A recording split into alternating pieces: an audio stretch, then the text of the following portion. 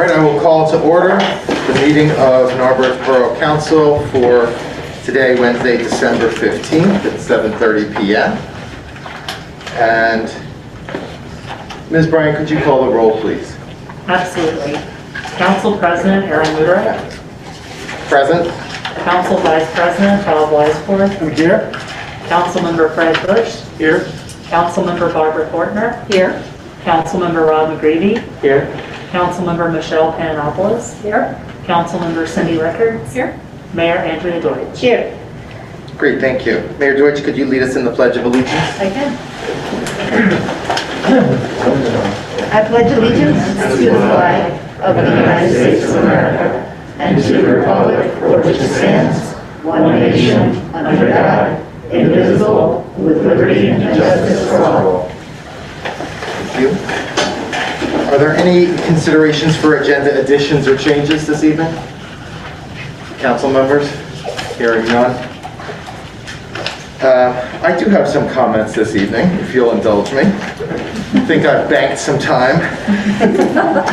A little. Tonight is my last meeting as council president and my last meeting on the Borough Council. My first meeting was in January of 2010, and at that time I had lived here for 10 years, so now we're at 22. I loved everything about Norbert, and I was excited to raise my family here, and I was eager to give back to this community. After being sworn in, I found myself the youngest person at the table. And when I wrote that line, I had to check to make sure it is no longer true. And it is no longer true. One of you will figure out who you are. Before I even had my feet wet, I was voted in as vice president by my fellow councilors. My head was definitely spinning. Shortly thereafter, there was a conflict between council and the mayor that erupted at this table. The mayor even hired his own lawyer in anticipation of suing the borough council, and I had a state ethics complaint filed against me by another council member as part of this brouhaha. I hadn't been on council for 4 months. What a way to start. Every time I sit at this table, I ask myself, what is this? What is its purpose? Why are we here? This local government is here to build a better community for our friends and neighbors, and we work here at this table to open our community to families of all backgrounds who want a magical place for their children to be able to grow up walking and biking and playing and learning to be self-sufficient. We work here to professionalize this borough. In my time, we created the borough's comprehensive plan, its first, overhauled its zoning code, created budgets that can be understood by lay people, implemented a capital plan, increased the educational requirements for our police officers, and so much more. The world is always changing right under our feet, and as a small borough, we must remain adept at executing in this more complex world. Tomorrow will be more complex than today. So management, staff, policing, highway, even tax collection, communication, planning, code enforcement, all have been overhauled in the time that I have been at this table. I and the others here have striven to simultaneously embrace this need for change while preserving the small town feel, our political independence, and the volunteer spirit that I believe sets this town apart. We have seen allied organizations in the borough grow and change, in some cases disappear, only to be replaced by new generations committed to volunteering their time for community benefit. In this government, we put our plans in writing so that citizens can educate themselves and offer meaningful input. And when we sit here to make decisions, we put aside our personal wishes and desires and use those guiding documents to line up actions with our long-term community goals. In my role as president, I have tried to encourage debate and discussion, even as the hour grows late many evenings, and it's especially important on a council that is represented by a single political party. Transparency and debate and community discussion are the fire that prove ideas and promote engagement. We have always enacted better legislation as a result. In my time here, I have developed tremendous respect for our republic, our democratic institutions, and the process through which we make decisions. public meetings, multi-month long processes to pass legislation, our sunshine laws that promote openness and access to information. Thoughtful action taken slowly and deliberately and transparently leads to the best outcomes. And calls to circumvent these processes due to urgency, perceived or real, lead to regrets. This job doesn't pay too well, but it does have its rewards. And despite the many late nights and weekends that I have committed to this borough during my term of service, I have no doubts. What I take with me leaves me a better person. It was completely worth it, and I have learned so much. The language of government, how it functions, why it functions the way it does, our work on the built environment and the design choices which create the experience that is Norbert, working with citizens and gaining perspective from lives and whose backgrounds and goals are very different from my own. All of this is worth so much. Feeling that I have taken so much from this experience, it is now time that I urge you to consider stepping up and serving your community. It is an experience where you will volunteer time, and in doing so, you will learn and learn and learn. I know that volunteering today is different than it may have been 30 or 60 years ago. We have two-income households, continuous, nonstop electronic communication with our workplace. The modern demands of parenting make time feel so limited. We have Netflix and video games and smartphones that fill our time with leisure. But even though volunteering at a community event can seem overwhelming, much less giving a 4-year commitment as an elected official, it is so important. Finding citizens willing to serve is a challenge, and yet we have such an embarrassment of intellectual wealth right here in this community. Narberth citizenry holds key roles in organizations across the Philadelphia area. We are so lucky to have skilled volunteers, subject matter experts on our boards and commissions who all contribute their professional knowledge to help this council make smart, data-driven decisions. And as many have stepped up, we still need more. I ask each of you to consider giving back.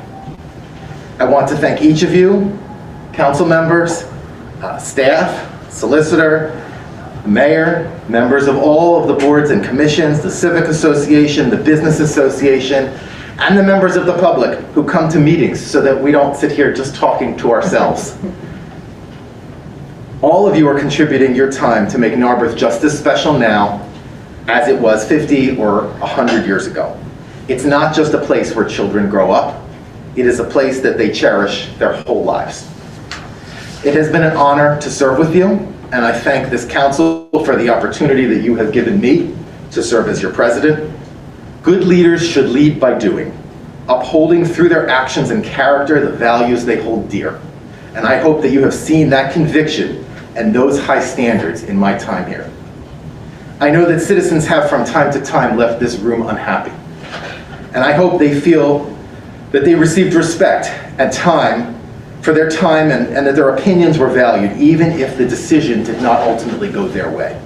Their contributions have always been meaningful and positively impact the outcome. And I sleep well knowing that the council, which will be seated on January 2nd, will continue this positive culture. To each voter, I want to thank you from the bottom of my heart for your support and the opportunity that you have given me to grow and learn alongside you over these past 12 years. I will miss this job, but I also know that it is time to move on. I have known that in this role, I am only a steward, carrying forward in time something built by those before me. And it is now time for a new steward to fill this role, lead with their own personality, and bring their own special something to this table. I look forward to watching that from the gallery. So thank you for my 3 minutes.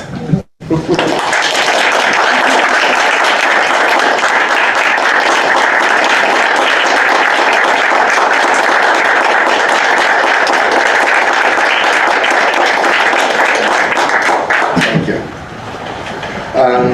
We now move to another wonderful event, a swearing in. Judge Quinn, could you help us in swearing in the mayor for her new term? It would be my privilege and honor. Thank you.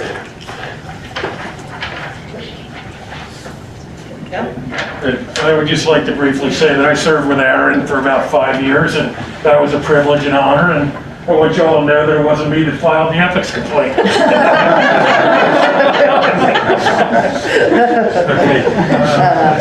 Left hand? Yeah, left hand. Okay.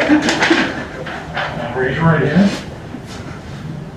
I, Andrea Deutsch, I, Andrea Deutsch, do solemnly swear or affirm I do solemnly swear that I will support, obey, and defend that I will support, obey, and defend the Constitution of the United States the Constitution of the United States and the Constitution of this Commonwealth, and the Constitution of this Commonwealth, and that I will discharge the duties of my office with fidelity. and that I will discharge the duties of my office with fidelity. Congratulations and thank you for your service.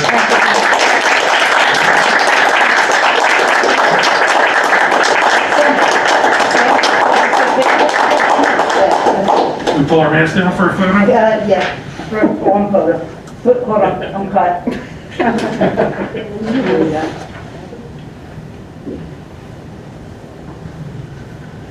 Got it? I'm sorry, it was on video. Ready?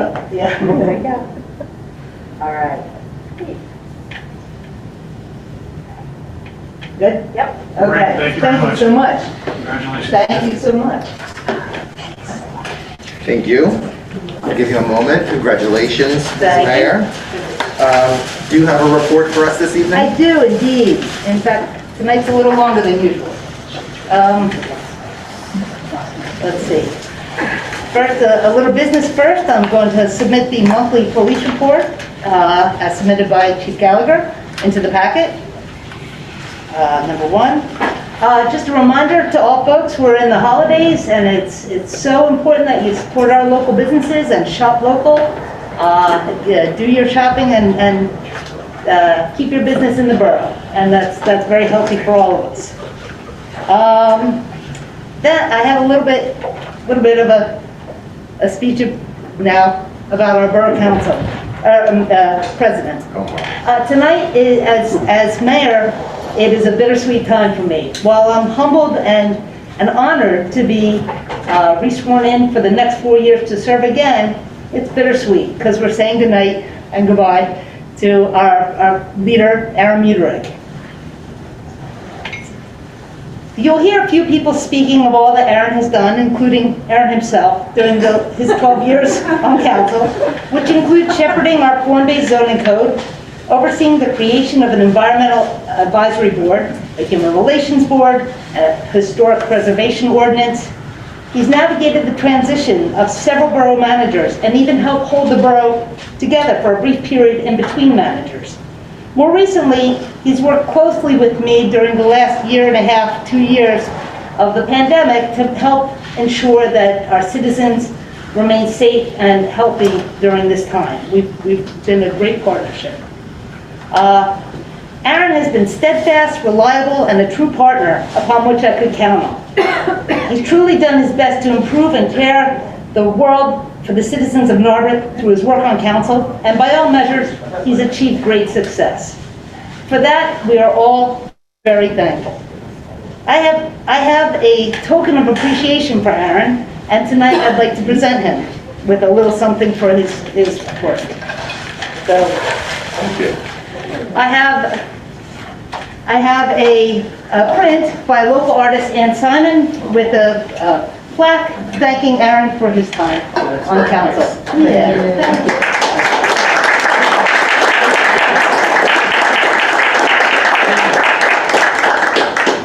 Thank you very much. My I appreciate pleasure. We appreciate you.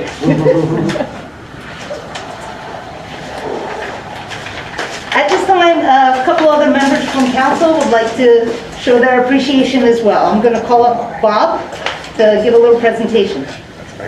Good evening, everyone. Good evening, President Woodrick. Thank you.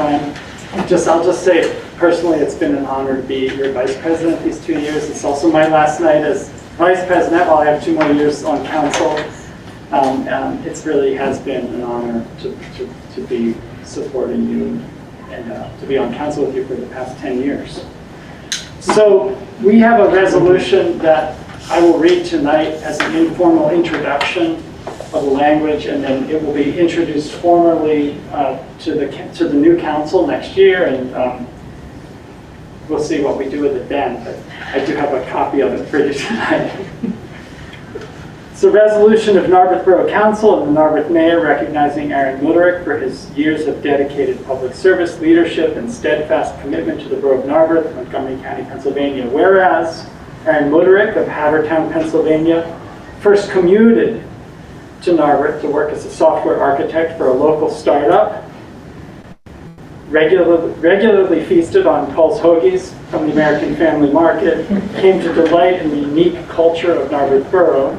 And whereas Aaron Muderick moved to Norbert in 2004 to raise 2 daughters, become active in civic affairs, volunteered for the 4th of July Committee, the Civic Association, ran the Narblog, founded and ran the Narblog, where he wrote articles and essays in celebration of Norbert, joined the Norbert Volunteer Fire Company in 2009, where he has responded to over 875 calls, and serves today as an active houseman.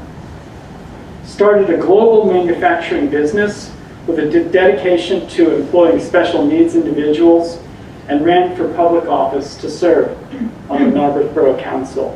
And whereas Aaron Muderick has selflessly served Norbert Borough as a council person since 2010, served as vice president with council presidents Mary Jo Daly from 2010 through 2011, and with Michael Sam Quinn, Judge Quinn, who was just here, from 2012 through 2015, and has served as president of council from 2016 through 2021.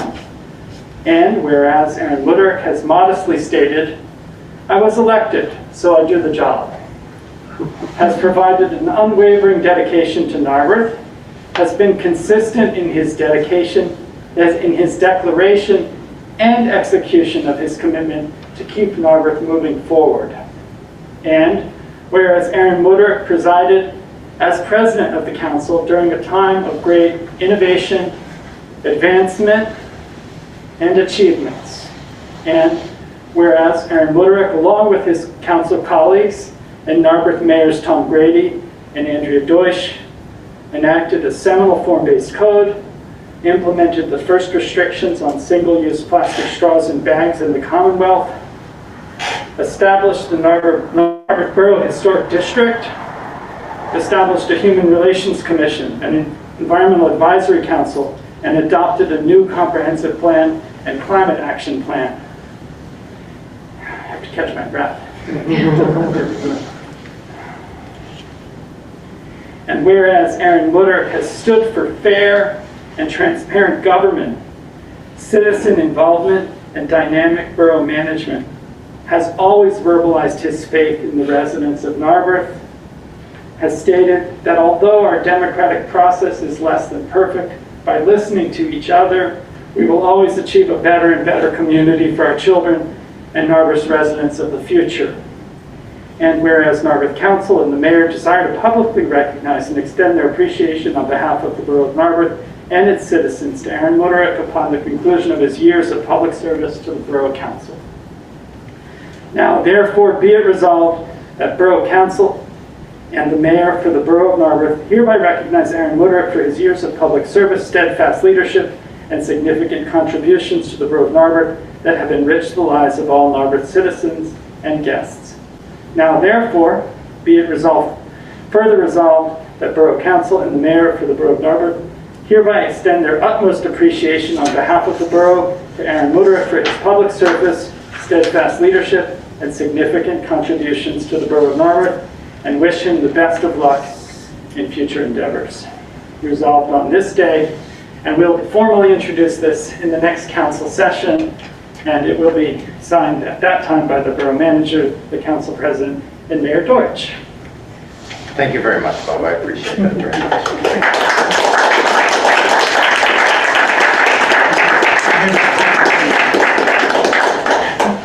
Wow. You made it fit. I'd like to just further bring up Bush Yes, that's right. to give it another presentation. Well, just briefly, we do have another item, token appreciation from Borough Council. That would be, Say all right, look. no, it's not actually Bringing it out. I don't use this often.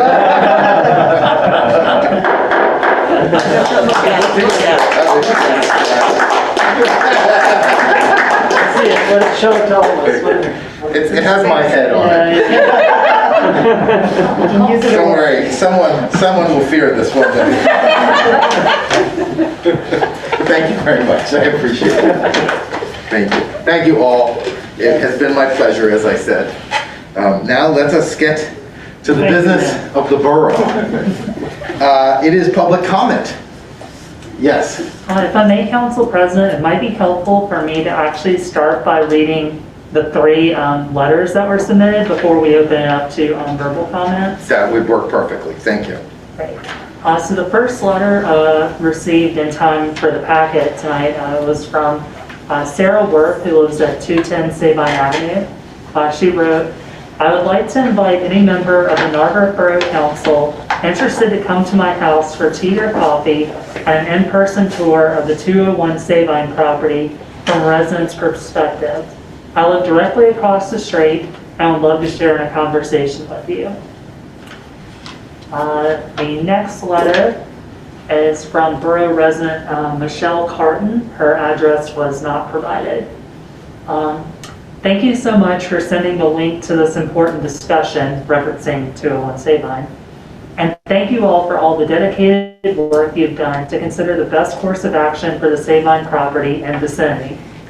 I appreciated the synopsis that shows if Norbert chooses to maintain the property, that we will create a situation of debt for many years to come. Ultimately, I do think fiscal health should be a driver of the decision so we do not compromise the future fiscal health of our community. That being said, of the 5 proposed options for the property, I did appreciate the first 2 the most. Both of them would prioritize open community space. The second option, in which part of the building is retained, would be an interesting option as it will provide indoor community space as well. As a resident of Norbert, I do hope that we choose an option that will promote social connectedness and physical health, 2 qualities of communities where residents tend to be healthier.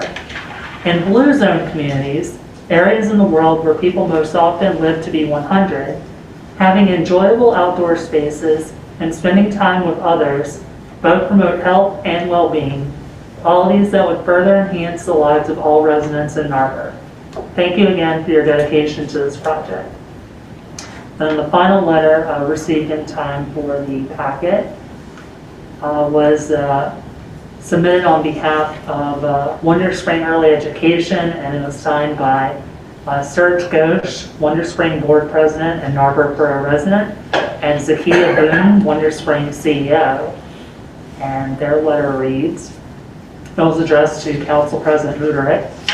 Dear Mr. Muderich, Wonder Spring Early Education is a nonprofit that wholeheartedly supports Norbert Borough's proposed option from the public presentation at the December 1st, 2021 Council meeting to expand parks and open space while maintaining Wonder Spring as an exclusive tenant at 201 Sabine. For 24 years, Wonder Spring has provided high-quality early education and care to thousands of children in Norbert, and as evidenced by the outpouring of support from borough residents, has been a vital and trusted member of the Norbert community. We have been a reliable tenant, providing consistent revenue to the borough. We have created jobs and assisted employees with furthering their education. We have provided a safe, caring, and trusted environment for children that enable borough residents to work. The American Planning Association, APA, has long recognized that childcare has social, economic, and environmental benefits for children and families and is a critical component of livable communities. It notes that accessible, affordable, and quality childcare in a community benefits parents and children and results in more family-friendly neighborhoods, contributes to the local economy by supporting parents and local employers as well as creating jobs, and can advance other community development goals and activities, including smart growth initiatives. Wonder Spring deeply values its role in the community and its partnership with the borough. We are eager to work closely with the borough to support its efforts to obtain public funding to implement the plan. We believe that by working together to implement this plan, we can help ensure Norbert remains a thriving, desirable community for families and businesses. And those were the letters Thank you. received in time for the packet. Thank you. Okay, we will start in the front and we'll move our way back. Anyone in the front row? Mr. Ridgeway. Yeah, hi, I just wanted to echo some of the comments earlier for Council President Aaron Budrick. To thank him for his 12 years of service. On behalf of the Norbert Business Association, as well as myself and my family as residents of this borough, we really appreciate it. They say when you have a big job to do, give it to a busy person. So even though he had his own family and life obligations, and as part of our fire department, we decided to make him our borough council president, and we were glad we did. A couple years ago, when I was in the middle of Dickens Festival planning, which takes me a lot of time, we realized that there was some updates that needed to be done to some of our content, needed to be brought up to 21st century standards. So Aaron talked to me about it and said, it needs to be done. I really want this to be done. And he didn't just dump it on me. He said, I'll do it. And that was really big, because to do this job right, it was several hours of work. It wasn't just a quick rewrite. And he took it on, and I really appreciated it. But I wasn't that surprised, because that's who Aaron is. He gets the job done. And so I just want to say, on behalf of all of us, it was noticed and it was appreciated. Thank you. Moving to the second row. Mr. Ghosh, go ahead. Hi, my name is Serge Ghosh, resident of Windale Road. I do want to echo some of the comments about Council President Budrick's leadership. I started on council on the same day that Aaron did, and went through a couple of the early things that we had to go through in those first few years. I really, in the 10 years, the hallmark for me on Council President's leadership has been his humility. That has brought more of us together into a decision that's been decisions that have been difficult, and I really appreciate what you brought to the borough. Comments about the 201 save line. I think the borough overall, what we really want on the site is for children to walk to school there. That's what we always wanted. And barring that, because of state and school district rules, that's not going to happen. And so I think the second best thing that can happen as a borough resident is that we can still have little children walking to school there, and a much bigger open space and park. I also stand here not just as a resident. I enjoy doing my community service still in the borough on an awesome board. And working with a really awesome CEO of Wonder Spring. If you guys haven't met Zakia Boone, you really should. For an organization called Wonder Spring, which is a nonprofit, and I believe is the borough's largest employer. On that awesome board, we came to agree on a letter that we provided to you, which is that we support what is called option 4. On the consulting and consultants output, and Michelle, your list of options that are much cleaner than the options that we thought we were walking into before the last meeting. So thank you for your work on that. The Wonder Spring has leased and paid rent to the borough for close to 25 years out of the 60 years that Wonder Spring has been in existence. As a nonprofit, our intent is to stay in Wonder Spring, in Norbert, as long as there are families with little children in Norbert. We hope to stay as long as we can, and we're really ready to partner with the borough as it considers its future designs for that. Thank you. Moving down the row. Go ahead. Hi, I'm Hunter Martin. I live on 105 Windsor. Actually, it's more questions about the snow emergency routes. Is that appropriate? You're going to vote on that later today? Yes. I just noticed, like on the list of streets that you have, that Windsor Avenue all the way to Dudley Avenue is slated to have both sides of the street being the snow emergency route, and so they'll be cleared and you wouldn't be able to park there. We live across the street between Dudley and Conway, and we've always been able to park there, you know, during the snow. We haven't had to move our cars. None of the houses that we live are, you know, none of the houses there have driveways. We have nowhere else to park.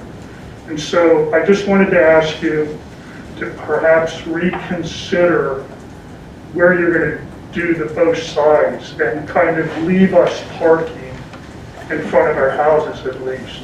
Okay? Thank you. Thank you. Nice to see you too. Nice you're back in the borough. Welcome home. Coming down the line. Did you have anything? No. Okay, moving to the back row. Go ahead, Carol Marie Scanlon. Well, good evening, and I'd like to first off talk to Aaron and say, Aaron, I first met you when you moved to Norbert, and you've changed in so many different ways. You've evolved and changed. You started out being Aaron, and you turned into Crazy Aaron, and you turned into President Aaron, and now you're going to be Citizen Aaron. But the one word that no one has said that I want to tell you that has always struck me with you, that describes you to a T, is integrity. Aaron, that is your word, and you're appreciated for what you've done for this borough and the community. It has been fun, and it hasn't been fun, but I sure hope it turns into a lot more fun. So that's what I'd like to say to Aaron. Now, as far as my public comment, I got a couple things I want to talk about public comment. One of them is the signage for the bike lane. When you have a sign that says "Stop Wrong Way," we're going to stop because it looks like we're going the wrong way. And I can't tell you how many people I have seen stop here at Conway Avenue and back up the street to go down. John, you need your head examined on that signage, because stop, I don't care if it has a little tiny bike on it, it says "Stop Wrong Way." If you're going to have that thing up until September or until the spring, it needs to be changed to be more clear before. With all the confusion, we don't need confusion on that sign. My second comment is about the outdoor dining. Back in the old days, outdoor dining always meant that there would be 36 inches of sidewalk for people to walk, strollers to walk, dogs to walk. I walked my dog, he snitched someone's sandwich the other day because their sandwich was at the end of the table and there was no place for us to walk. It was kind of a surprise on all our sides, but Charlie enjoyed that. So when you talk about outdoor dining, it's really important to have walkways so people can walk. It's not a dining town, it's a walking town with dining. So those are comments. But my main comment is with 201 Sabine, and I'm very disappointed that my letter didn't get entered into public comment. And I guess, I don't know if it was an oversight because I sent it so early, but I would like to bring a couple points up that I gave in my letter. First of all, as I wrote to Michelle and to the rest of council, with only Michelle that had responded, the proposals were interesting, but I wanted to know where their origin was. Was there a developer or a consultant that helped write those, or was that a conglomeration with all of council? Because that's questioning, they're so different. But the main thing that I have is, they're really pie in the sky ideas. The questions that I had asked is, have there been any impact studies in deep detail for the options? And the answer was no. Has there been an assessment for cost of demolition for 201? No. Has an evaluation for lead and asbestos to impact the neighbors and the community been done? The answer was no. Has a forensic audit been done on the financials for 201? That was no. I asked about the loss of the budgeted revenue, and the answer was nothing's going to happen in 2021, which is only 2 more weeks. And that affects the borough budget. In future years, the borough will balance its budget by planning for whatever option is chosen. The revenue is on paper only, since the cost of deferred maintenance exceeds rents, thus the borough is going to have to address this anyway. I also asked what the time schedule is for the intended changes, and there's no time schedule. And I asked if the council has met with the tenants of 201. The answer is no. At that time, it was no. And then I asked, when will council meet with the neighbors to discuss the concerns? And the answer was, neighbors are welcome to voice their concerns. We already voiced our concerns last October when we had the big meeting. You got the answers, you got the survey. They said, leave the property, open space, leave the property. We don't want development on that property. That's very important because council knows that the public does not want any more development on our second largest parcel, open space. So that's important to know, is that we have spoken on this one. I asked, when will the community be notified of the plans? And the answer was, whenever there are plans. And I wanted to know what plans for community engagement and surveys, and when will they be open meetings for community input? And it was said, Michelle said it was premature to make plans for that. But actually, it's not premature to make plans, because now is the time to make plans so you can decide what needs to be done for the property. Please, let the public be part of this conversation, a big part of this conversation, not just, well, these are our ideas, this is what we're going to implement, and we'll just tell the public when it happens. Thank you. Thank you. And thank you for your service, Aaron. You're welcome. Thank you. Ms. Lasher, did you have something? Oh, yes, I was going to, but I And then don't want to I'll jump make my ahead. way. So first, I just want to thank you, Aaron, for your wonderful service to the community. You've led us through the best of times and the worst of times, and I'm sure some days it felt like all of those. So I just appreciate your handling things so well during all these exciting times. So thank you for that. Second, just with respect to 201 Sabine, I think it's really important that we step back and think about what little space we still have here that is green, that has some grass. We've got that lovely new, and I use that word a little facetiously, but that lovely new brand apartment building, Elm, that I believe has not one piece of grass there. Maybe I'm missing some little plot that's there, but I don't see a lot of grass, at least as I walk by it where I see it. And we're going to have some more apartments here soon and more businesses that are going to be on the first floor of those buildings.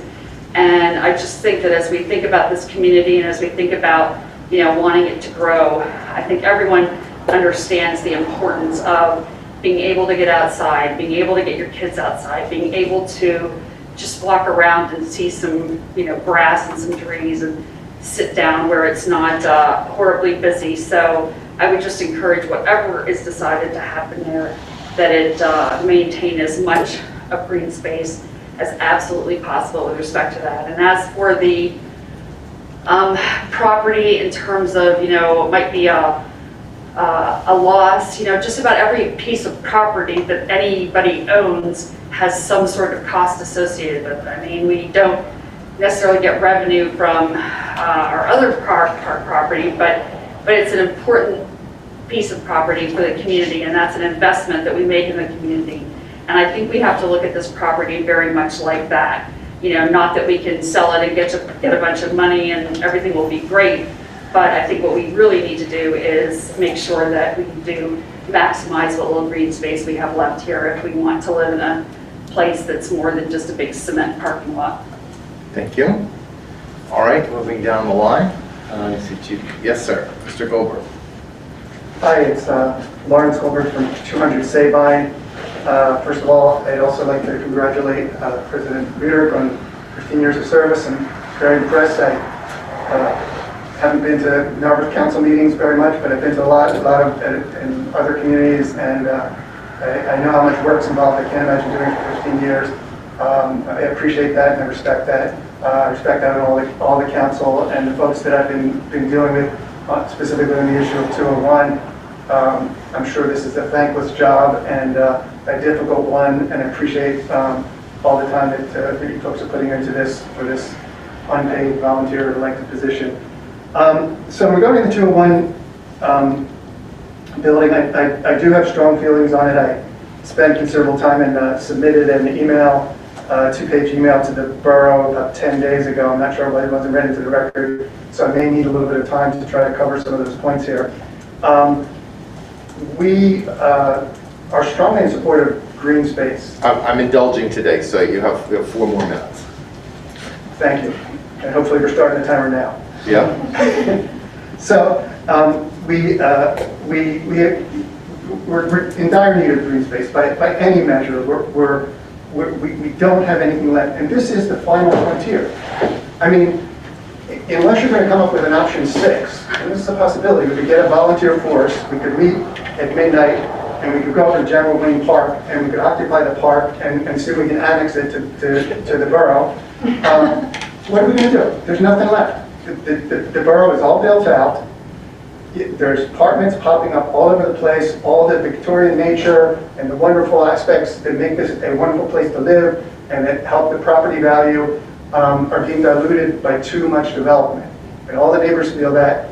You guys did a survey last year, and the overwhelming response was for option 1, for more green space. And this is all you got, folks. If you give away, sell, develop this piece of property, you will live with it forever. We can't, there's nothing left. There's no place left to go. Where are you going to go take a walk in Norbert? Over by the train tracks for the bird sanctuary, or walk around the ball field? So we support option 1 strongly. We support investigating option 2 as an option because it provides the possibility of some more community space. We're strongly opposed to development, and that means we're strongly opposed to option 4. And I'll go over some of the reasons for that now. What we currently have now is a little bit different than the way it was portrayed a year ago. I'm sure the intentions were to have a full conversation, but the full information is now on the table. This is not an asset. This is not a revenue source. This is a liability.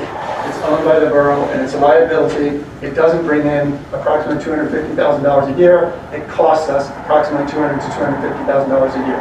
So option 0, which you've already said wisely we're not going to do, is keeping this liability and paying to keep it. Now, in effect, what's happening now is we as landlords and as owners and proxy owners and taxpayers of Norbert of this building are providing a subsidy to renters of a property because it's not covering, we're upside down on the property. We're not covering the maintenance costs by the rent that's being charged. So this is a problem, and it obviously can't continue, and you said it can't continue. The situation here is a unique situation.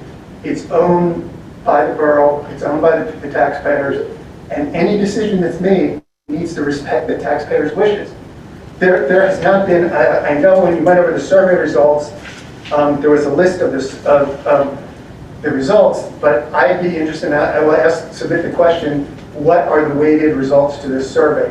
How many respondents, or what percentage of respondents wanted to do the first item, which is basically option 1? Basically on here, the first response is option 1, the second response is option 2, and the third response is option 4. So I'd like to know how many respondents are there, because everything I've heard is the overwhelming majority of the folks want to preserve this as green space.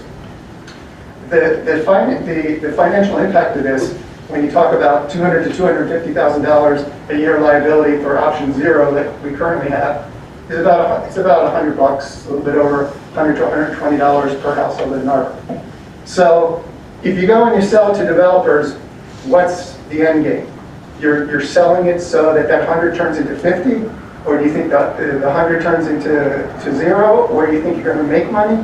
You're selling up, you have a 3.7 acre parcel, you sell up 1 acre of that. I don't understand the math on here. When you say that you're going to triple the green space, you've got 1 acre plus parking, the math doesn't add up. We have a park in there that's in excellent condition, it's handicap accessible, we've got beautiful ramps in front of it, and that would be torn down at taxpayer expense to be moved over to develop so that we could provide a service that only supports a small percentage of the residents of Norbert. We support the option that supports the majority of the residents, and that is green space, and that's options 1 and 2, and they're the ones that we feel you should investigate and do further analysis on. Thank you very much. All right, we'll move to the... I'm sorry, go ahead. Yes. First of all, thanks again, Aaron, for your wonderful services and devotion to our community. For comment on the 201 save line, We strongly support public green space and option 1. It has a clear path to success. It's a win-win situation for the whole and extended community and people who are involved to have to make it happen. The borough desperately needs public green spaces way below the national standards here. This is our very last chance to preserve and extend. Option 1 not just have a clear vision, but a clear execution plan and a very low maintenance for years to come. We want to get infrastructure funding to help, but the execution is the most straightforward. The other plans are also very thoughtful and all have a lot of unknowns, and all require massive amount of planning and involvement from different parties and coordination. Also come with the risk of having compromised outcomes or even having to stop halfway through. There are going to be also maintenance costs involved down the road. And once we get private parties involved, we could lose control of the public interest. With option 1, we control our destiny and guarantee a very foreseeable, desired outcome. My day jobs run capital projects. I know how difficult to make things happen, bring everybody together. So therefore, clear vision, clear path forward, path of least resistance, and maximize the public interest. That's where our vote will go. Thank you, Ms. Chen. Thank you. All right, we will move to the Zoomery. Would any members of the Zoom audience like to make a public comment? If you do, I would unmute. Don't speak yet, just let me see you unmute. Seeing no unmuting. Oh, there's one, Ms. Burak. Go ahead. Hello, I'm Jean Borak. Can you hear me okay? Thank you. I'm a Norbert resident of 14 years. I'm at 510 North Essex Avenue, across from the street from the 201 Sabine property. I'm sharing my comments tonight regarding the 201 Sabine property, and I support option 4, which would expand the public open space and move it to the residential side of the lot and move the commercial area to the Montgomery Avenue side. And the reason I support this option is because it would allow our community to keep the daycare facility in Norbert, which I think is a valuable asset to the community.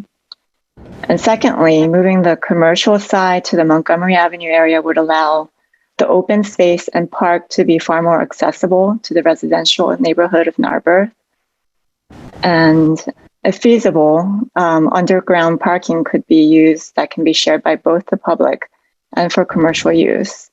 And that would eliminate the need for surface parking. And I think this would really open up an opportunity for Norbert to not only expand the open space there, but also provide valuable amenities for our community.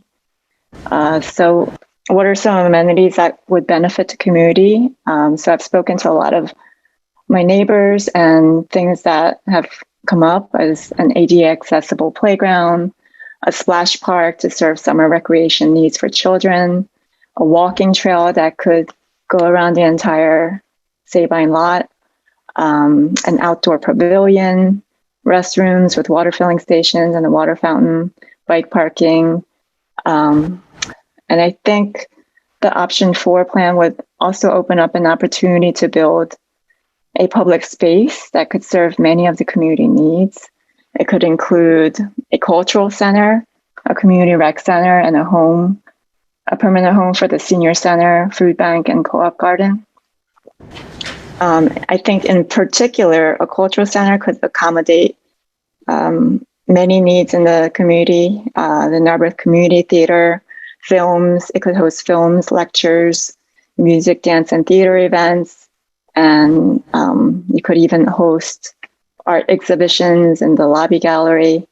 And I also wanted to add my own personal wish list, which I'm not sure is feasible, but I would love to see, and other people have also shared the same sentiment, is just to have an open space format, all day family-friendly cafe with garden terrace outdoor dining, And that could be a possibility on the commercial side if we move it to the Montgomery Avenue side.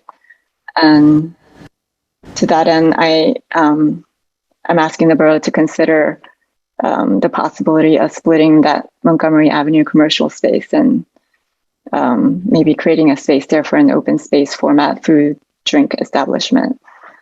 And I also hope that in the spirit of option 3, that the borough will reach out to those community organizations such as New Horizons, Norbert Community Food Bank, the Norbert Community Theater, and the Cooperative Gardens of Norbert for suggestions and recommendations to address their unique needs that might be met by those new buildings there. And in addition, it would be valuable to formally seek the input of community stakeholders such as the Norbert EAC, the Norbert Shade Tree Commission, and the Norbert Cycling Club throughout the design process. And finally, I just want to also express my heartfelt thank you to you, Aaron Muterek, for your leadership and dedication and service to the borough. Thank you. Thank you very much. Thank you. Is there anyone else who would like to make a public comment? 2, 1. Is that done? No? Okay, I will close public comment. We will move to the consent agenda. Can I get a motion to approve the consent agenda? I move to approve the consent agenda. Thank you. A second? I'll second that. Seconded by Vice President Weisbord. Any discussion? All in favor? Aye. Thank you. The consent agenda is approved unanimously. I would like to thank Foreman Fran Dixon and congratulate him on his retirement from the Borough of Norbert after many, many, many years of service. More than 30.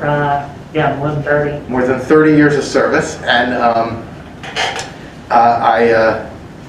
many of you also know that Mr. Dixon serves as our fire chief, so I believe he continues to contribute to this community, and all of his efforts, paid and unpaid, at 2 a.m. are very much appreciated. So thank you. We'll move to 8A. Can I get a motion from Public Health and Safety?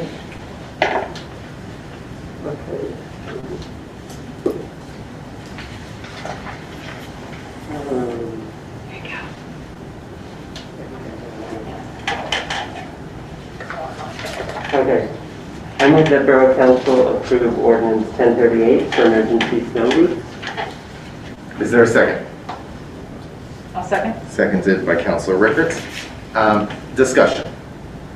Ms. Rickards. Can we discuss the point that was brought up about changing the street from Windsor to Dudley? So I'll just restate the premise, the sort of the reason for the public and for ourselves that we're having this is because we discovered a discrepancy between the signage and what was actually recorded in the law as where these routes actually were. And so we're trying to resolve that discrepancy. That said? Sure. So I hear your point of saying, as someone that doesn't have a driveway either, one side of our street is a snow emergency route. If both were, that would be a really incredible kind of hardship for the majority of our street that does not have parts. I'm sorry, I'm looking at you, but it sounds like that's what you described from Dudley or Windsor from Dudley. Was there a reason with the fire trucks, or can we revisit that? Well, let me just ask the manager, is that accurate? So the intent of this list, and speaking with the our prior public works foreman as well as our public works manager, was to capture where the existing signage is. My suggestion to Borough Council actually is, and correct me if the Borough Solicitor, correct me if I'm wrong, but I believe Borough Council has up to 60 days after an ordinance is advertised to actually make a decision on it. Is that correct? Correct. So actually my recommendation to council would be maybe to table this to your January business meeting, and then myself and the Public Works Manager can verify the signage and speak with, I believe, Mr. Martin. Yes. About that situation, and then we can chat with him about it and then come back to council about it as well. I'll also ask the Borough Solicitor make sure there's no monkey wrenches in this plan. If council decided to make that tweak to this ordinance per Mr. Martin's request, would that require re-advertisement of the ordinance? not based upon the advertisement that we set forward. It would require that this ordinance be placed on the record for a date certain, that we will then take this ordinance back out, so the public does know that if they do want to continue to provide comment on this, of that time. So as long as today, council is willing to say, we are going to table this until the January 19th business meeting, to look at a calendar, it can be tabled till then. I could submit a new version of the ordinance to the law library, but that is not advertising costs incurred. And then we would fulfill the requirements for putting any amendments on the website. The formal legal advertising would stay consistent as long as we continue to look into it. I prefer not to incur legal advertising costs, but they're not the end of the world. And I think my recommendation to council is that a legal advertising cost isn't worth, ignoring the question raised by the resident in this case. Okay. I think we can avoid those costs if we have a date certain. Okay, gotcha. Right. Okay, so do we make a modification or do we table? Sorry, I'm a little unclear. I'm recommending that we table and give staff an opportunity to work with Todd and Mr. Martin and look into this one. So we're in open discussion. A council member at any time could move to table, and then we would have that would take precedence. Could we just discuss a policy direction though, based on what you find? Because I'd like to recommend that, from a policy perspective, that it only makes sense that we have one side of any street at any be the snow emergency side, unless there's some reason. And it sounds to me like the signage is currently only on one side of the street. And Mr. Martin picked up on. Well, that's what we have to verify. Language of the ordinance. I think there's only one street that says both, and it's only what you brought up, Mr. Martin. And I just pointed out, I am curious because it does say on the description North Wynwood, so I do wonder if there's just a typo in the fact that it's not both, that it really is only the north side to begin with. But here nor there, there's only one street where it is both. I agree with you, it's important to highlight that that's not an option. I just think as a policy, it just makes sense unless there's an emergency management question. So that's in addition to the highway department making an input onto it. I would also make sure we check with the fire chief because it exists primarily to allow emergency vehicles to transit, and in some ways it's to help with plowing, but ultimately it's for emergency vehicles to be able to pass. This does expand it to the cul-de-sacs as well. It's not just sort of filling in where the signs are. This also creates plowing or creates an emergency vehicle lane in the cul-de-sacs. Doesn't currently exist. Okay. For everyone's information. Living as I do on cul-de-sac. I took note of that. Is there a move to table? I move to table the ordinance 1038 to January 19th. January 19th? It's the third one. January 19th. Is there a second? I'll second it. Seconded. All in favor of tabling? Aye. All right.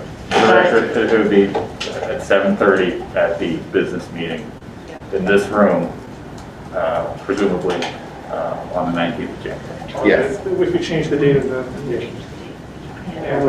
the January business meeting. Can we just say January that? business meeting?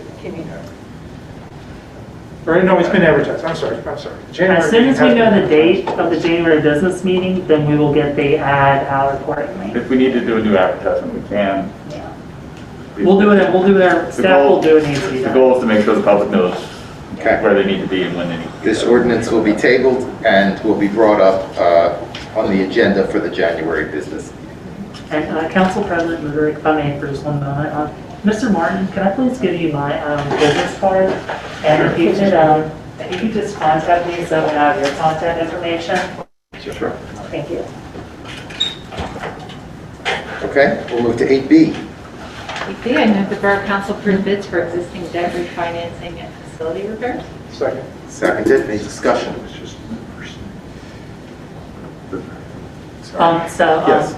So we do have Zach Willard from PFM with us here tonight to talk through the information on the bids that we received.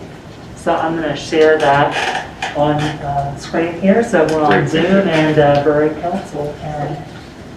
Yeah, apologies, we had a printing error today, so I wasn't able to bring hard copies, but it's tiny, so it's going to be a little hard to see. Samantha does have a copy though, so if you would like, you can't fall asleep tonight, you can certainly ask her for it. Sure. Just take us through the important points. Yep. And I think after listening to the first 45 minutes, I'd be embarrassed if I didn't say congratulations for 4 more and congratulations on the retirement. Thank you so much. Thank you. I just had my last borough council meeting last week, but I'm certainly not as highly decorated as it sounds like. It sounds like you are. Let's see here. Well, while you're pulling it up, so what we were tasked with was refinancing your existing debt and also going out and finding the cheapest money for $1 million for new projects. Okay? So a colleague of mine was here about a month ago, and after that meeting, what we did was we sent out a competitive bank loan RFP to about 30 banks across Pennsylvania. I'll point the screen here so Samantha And can let do me some just zoom. make sure the people on Zoom can see it. Michelle, Carol, can you see this competitive RFP results on Zoom?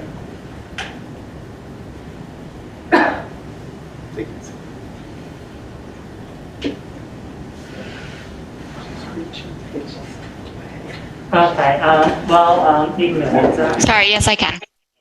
Okay, thank you, Michelle. And so we got the bids back. So we're going to walk through the bids. We did save, some good money. We got you very good interest rates, which was nice to see.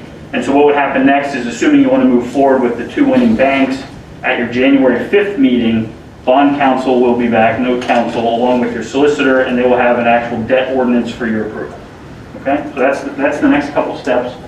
So Samantha, if you could go to page number 2. Interest rates remain extremely low, even though you probably maybe heard today that the Fed's going to start increasing. That's not going to impact you. Skip down to the first summary page. So the first summary page, we had 3 banks bid, and they gave us a number of different options. We asked for 4 options from each bank, okay? And this was a 20-year loan, which is long in bank loan world. That's a long amortization, all right? So Phoenixville Federal Bank and Trust gave you 3 fixed rates for 5, 7, and 10 years. F&B Newtown did give you a fixed rate for the life at a 3.1, but that was way too high. Then they also offered 3 fixed rates for 5, 7, and 10. And then People's Bank, again, gave you a fixed rate for the life at a 265, which sounds nice. But after we ran all the numbers, it turns out that the best option, which is going to both save you the most money on the refinancing of your 2014s and your 2019s, and gets you the cheapest cost of funds for the $1 million, is the 10-year fixed rate at a 170, okay? So 10 years from now, it will reset, and it will reset at 70% of the prime rate. But the key is when we bid this out, we asked the banks to keep the maximum cap rate at a 3.75, which is very low. And I was surprised that they all abided by that, because right now we were expecting like a 450, but they did. So you have a cap rate of 3, so even if rates are 10%, 10 years from now, you can't go higher than a 375. So that's kind of the magic to this. The current rates that you're paying on the 2 pieces that we're refinancing here are 225 and a 350. So the 170 is obviously significantly lower, okay? So that's the series of 2022. Now the next one, the Series A of 2022, this is your taxable loan that you have, okay? You're currently paying a 525 on that. Again, we ran through all the numbers. It's interesting though, on this specific series, the best answer was, in fact, the fixed rate for the life of a 2.65%, okay? So we ran through the same analysis, but here it's going to be better to fix it out for the life at a 2.65%, and we'll show you what all that means in dollars here in a second, but that would be the winning bank for the second series. So you're going to have 2 separate winning banks, which doesn't matter to you other than Samantha just has to deal with 2 sets of invoicing, but that's the most cost-effective option. Okay? You can keep scrolling down. We'll stop here real quick. Now the other thing I want to mention, both of those loans were bid as prepayable at any time without penalty. So you have the chance to do this again if rates would go lower. If you want to pay it off, you have options. So it's very flexible. Now I'm not going to walk through this whole page. This is the numbers that we ran to figure out what the best answer was. But if you scroll over, Samantha, to the far right, in the green,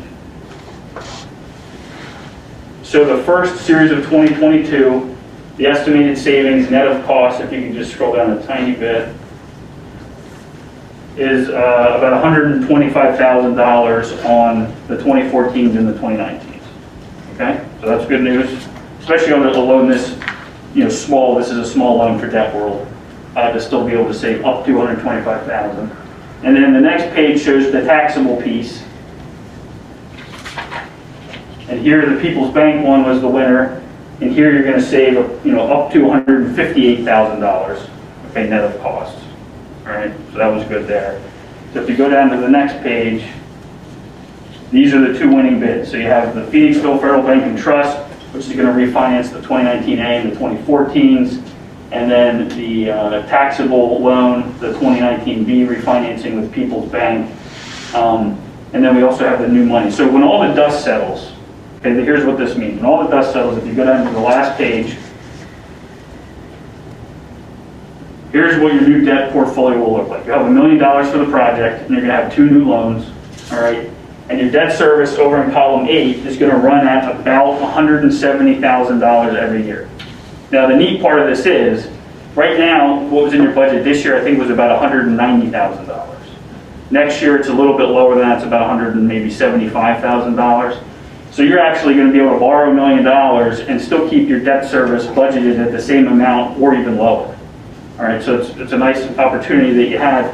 Now, the one thing I want to point out is you do have 2 years in the 22 budget and the 23 budget where the debt service is going to be $134,000. That's because we saved money. But I'd advise you not to change your budgeted debt service number because you might forget, and then 2 years from now you're going to say, oh my gosh, wait, it's really $170,000. So keep it at that kind of $170,000 number. You'll have 2 years where you'll have a surplus in your debt service fund, and then after that you'll have your debt service funded level for the next 19 or so years. Questions?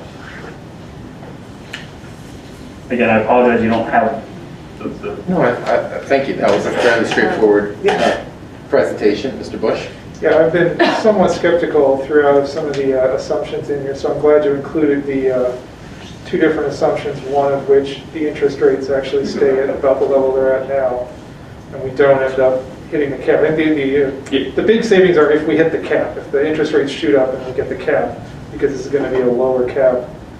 So the assumption is even if we don't hit the cap, I see that we still have some significant savings. So I'm pleased that you did that analysis. Okay, yeah, good. That would be this page. So this page shows you kind of the highest savings you could have, and that shows you the lowest savings you could have. And what Mr. Bush is pointing out is on the low end, and depending on where interest rates are 10 years from now, which we don't know, on the low end you're still saving $52,000 at a minimum on the taxable piece and $21,000 on the tax exempt piece. Okay. And Zach, if I may, just to clarify for the public and council, these savings and numbers factor in the debt issuance costs as well, correct? Yeah, these are the net of everything, correct. Any other questions? All right, well, thank you very much. Okay, great. So you will see no council on January 5th for the actual debt ordinance. Do we have to approve something? We do. We need to have a vote first. Is there any more discussion amongst council members? All in favor? Aye. Any opposed? None? All right. January 5th. Thank you, everyone. Thank you. Thanks for everyone, right? 8C, Finance and Administration. I move the Borough Council adopt Resolution 2021-22 for the 2022 tax rate. Seconded by Councilor McGreevy. What is the rate change, Ms. Bryant? The great news for council and the public is there is no rate change. There will be no increase to taxes. There will be no increase to sewer fees. There will be no increase to trash fees for 2022. That's great. Any discussion? Well, I thank you so much for picking up the budget mid-year and managing our finances and projecting them into the future and coming to us with no tax increase. Absolutely. Very much appreciated. Thank you. And for your work in also managing our debt. All in favor? Aye. Motion carries unanimously. 8D. Move the Borough Council adopt Resolution 2021-23 for the 2022 fee schedule. Seconded. Anyone? Mr. Bush? Okay. Any changes to the fee schedule? So in my memo to Borough Council, I did summarize I did more than summarize, actually. I listed what all the changes were. So I guess I don't necessarily want to bore council and the public with that, but I guess I'll say big picture. The purpose of this fee schedule change is not to increase fees. The purpose of it is there were a number of services the borough was providing that we were not charging any fees for. And there were a number of fees as well that, the biggest thing with fees is that the borough recovered its costs to provide a service. And there were a number of fees where the permit structure, the fee structure didn't make sense. So for example, mechanical permits, demolition permits, or a number of permits like that where it's a percentage-based fee as opposed to a flat fee, which led to some confusion for residents and business owners and all that. However, building permits for now will remain a percentage-based fee. Upon request of FNA, staff did an analysis of the impact to our fees if we change building permits from a percent to a flat rate, and found that the borough was not recovering its costs to do the building inspections at the fees we had proposed. So that'll be a continual, we'll continue to evaluate that. But otherwise, that's the goal. We're not increasing any fees, we're just changing the structure of them mostly from percent to a flat fee and adding a few new fees and actually getting rid of a few fees as well, actually. For example, given the general policy goals I've heard from Borough Council, we got rid of the fee that existed to plant shade trees. People would still need to get, get permission from the borough to plant the right of way, but would no longer have a fee to do so. Also, things related to alternative energy, solar panels, heat pumps, those sort of things would not have a permit fee associated with them. And then there are just in general, there are fees the borough was charging that weren't listed on the fee schedule. Okay. Any questions? Discussion? All in favor? Aye. Motion carries, unanimous. 8E, Finance and Administration. Move the Borough Council approve the 2022 budget. Seconded by Mr. Bush. Any discussion on the budget? Ms. Bryant. Funny, I did make one change I wanted to note for the record here. None of the numbers were actually changed on the budget because, again, we have advertised it with the numbers we have. I did go through and re-review the account codes we were using for certain budget items and made sure they were in compliance with the state's chart of accounts. And then I got some suggestions from our auditor as well about how to do some of those. So per the auditor's recommendation and the state chart of accounts, our account codes were modified, but none of the actual budget numbers were modified. Okay. Any questions on that? Any further discussion? All in favor of adopting the budget? Aye. Okay. Motion carries unanimously. Congratulations on passing your first budget in Norbert. I look forward to next year putting a little more words on it. But thank you. 8F, infrastructure. I move that Borough Council adopt ordinance 1039 for outdoor dining. Is there a second? Second. Seconded. Any discussion? I actually do have one semantical sort of issue here. So since we decided to table the SNORA ordinance, this actually be ordinance 1038 as opposed to 1039. Okay. Any issues there? Solicitor Walco? No, I'm renaming the ordinance number. Okay. 1038, not 1039.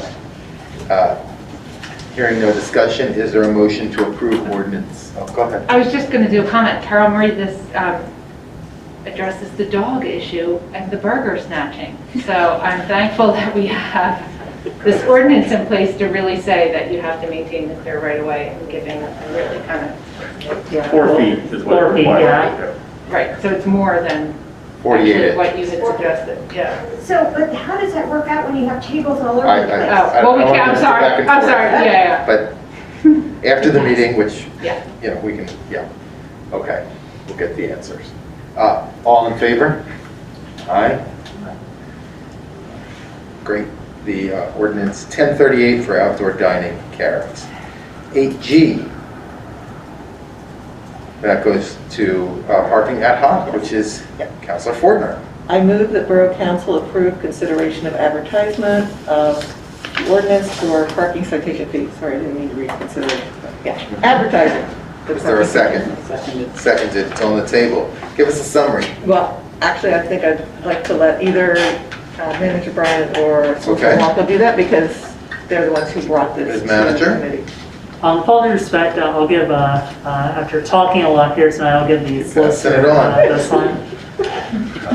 I'm actually very excited about this ordinance. That's what I want to hear. And it is something that I hope to maybe those other municipalities who represent, because I think it is pretty out of the box thinking, and I think a lot of credit goes to Chief Gallagher, District Justice Quinn, and Michelle Carroll for communicating some of the administrative issues that have been going on within the borough under Mr. Bryant's leadership to bring this to the attention of the committee and the need to have this done.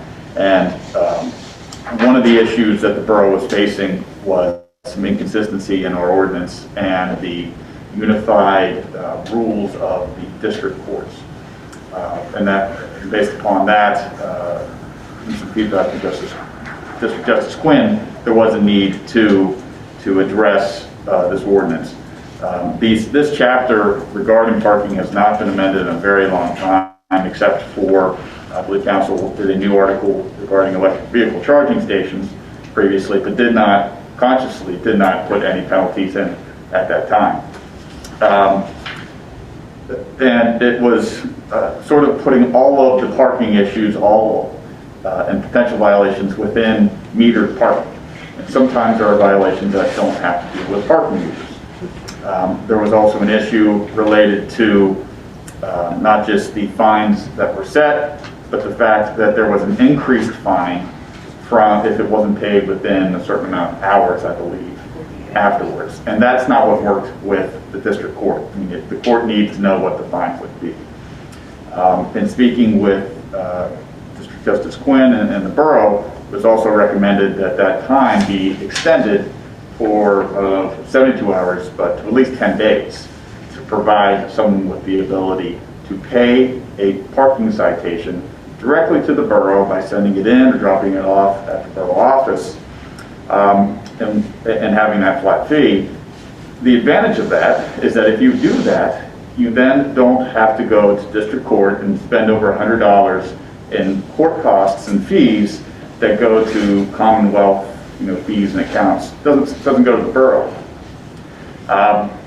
So it helps the violators, and it helps the borough to provide every opportunity and more time for them to pay these citations directly to the borough.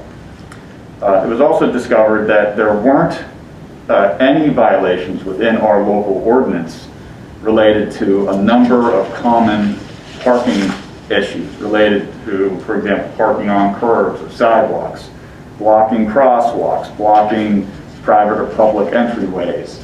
The only ones we did have were parking in a handicap space and parking in a fire lane. We added a number of what you would expect to be illegal parking violations with fines related to the impact on society. So the more it's a public risk, for example, parking in a fire hydrant or parking in a place that could impact emergency services, there's a higher fine for that. Parking in a handicap space, we've raised the fee to $60, and that's you don't have this placard if you don't have that notification. But again, if for some reason something was mistaking on that and you were actually had that placard, you just didn't display it, you can show up to the borough office and work that out within 10 days. None of these were in the ordinance, so the police had to cite under the Pennsylvania Traffic Code. And since they had to cite under the Pennsylvania Traffic Code, they couldn't be paid locally to the borough. So now we've added a lot more of opportunities for these basic citations for the parking controller or the police to cite to a local ordinance violation, and instead of the state code, to have that money go to the borough, again, benefiting the borough and also benefiting the violator by saving over $100 in court costs.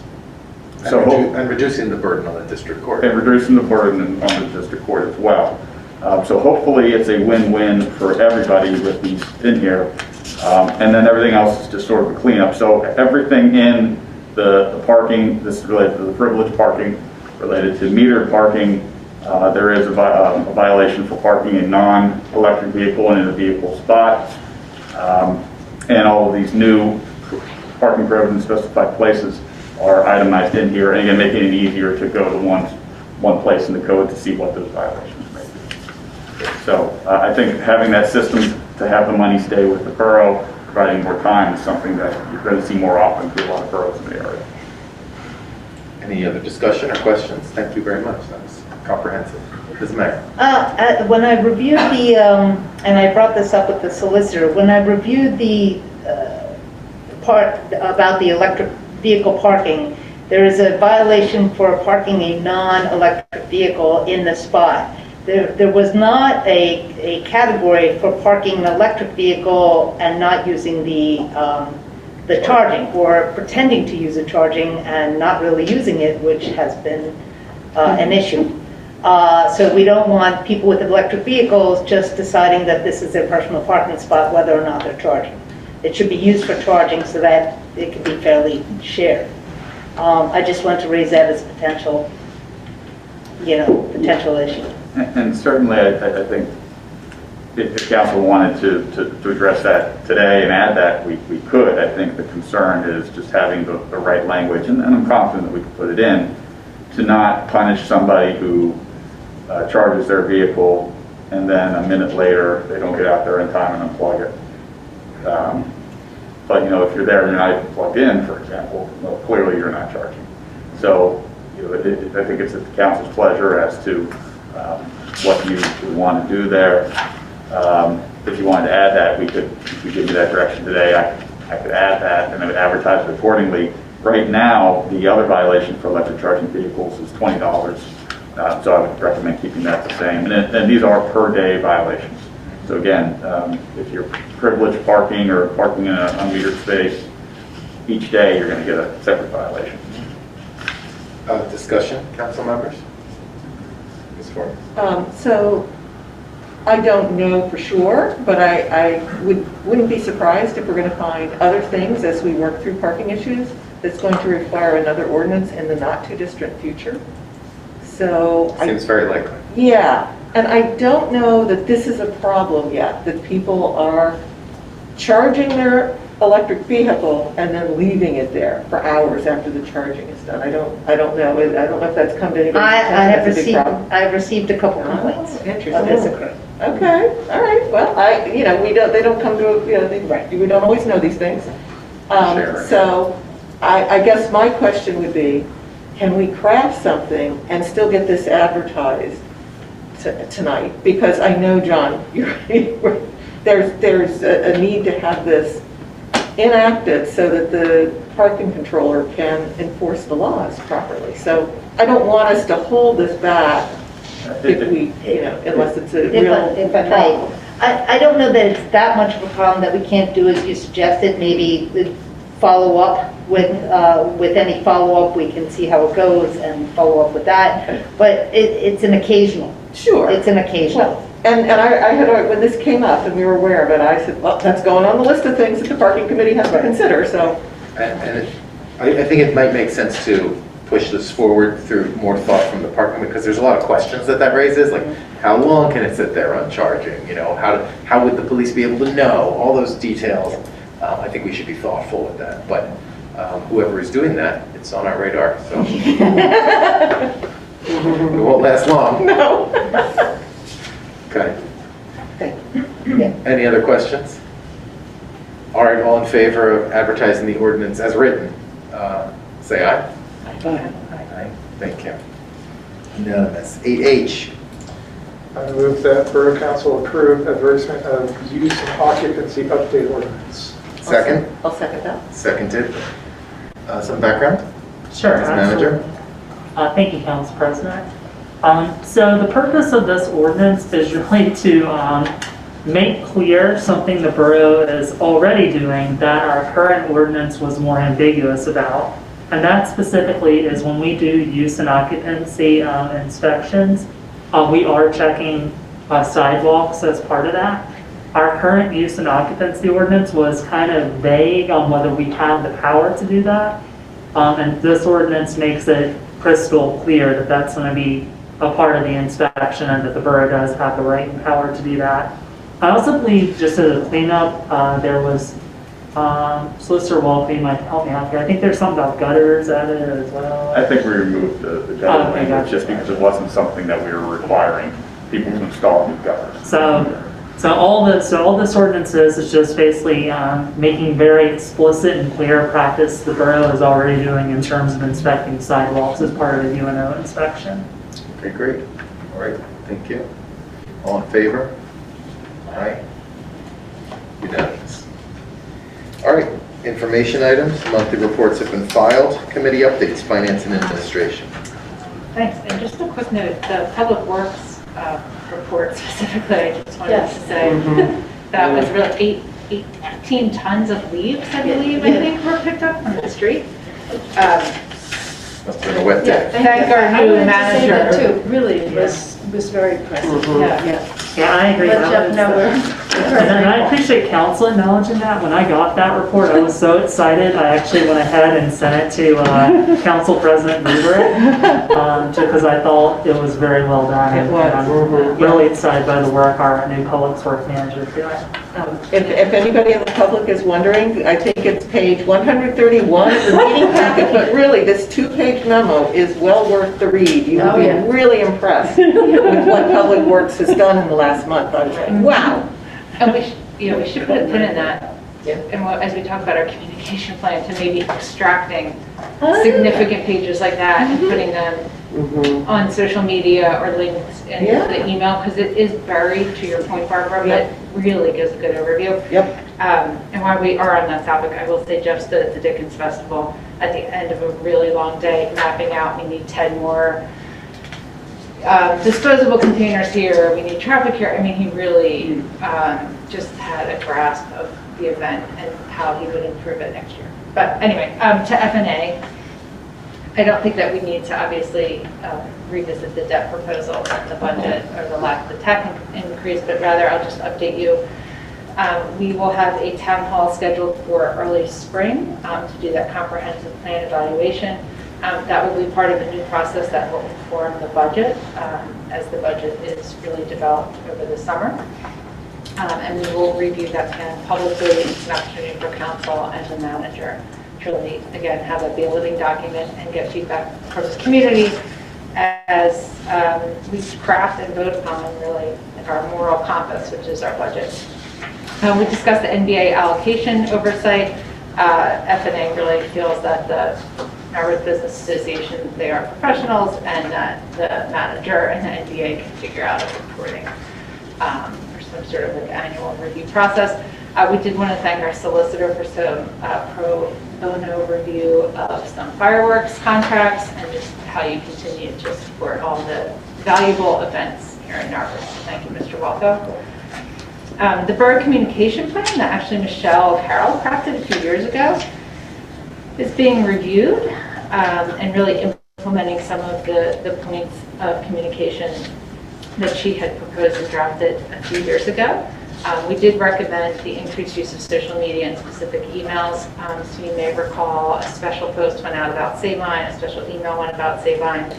We'd like to think that committees perhaps can call to attention to the office if there is a particular issue that's happening in your committee that you think shouldn't be buried in our meeting packet or that we can call attention to, that we'd like to kind of open up those channels and ask folks to utilize those.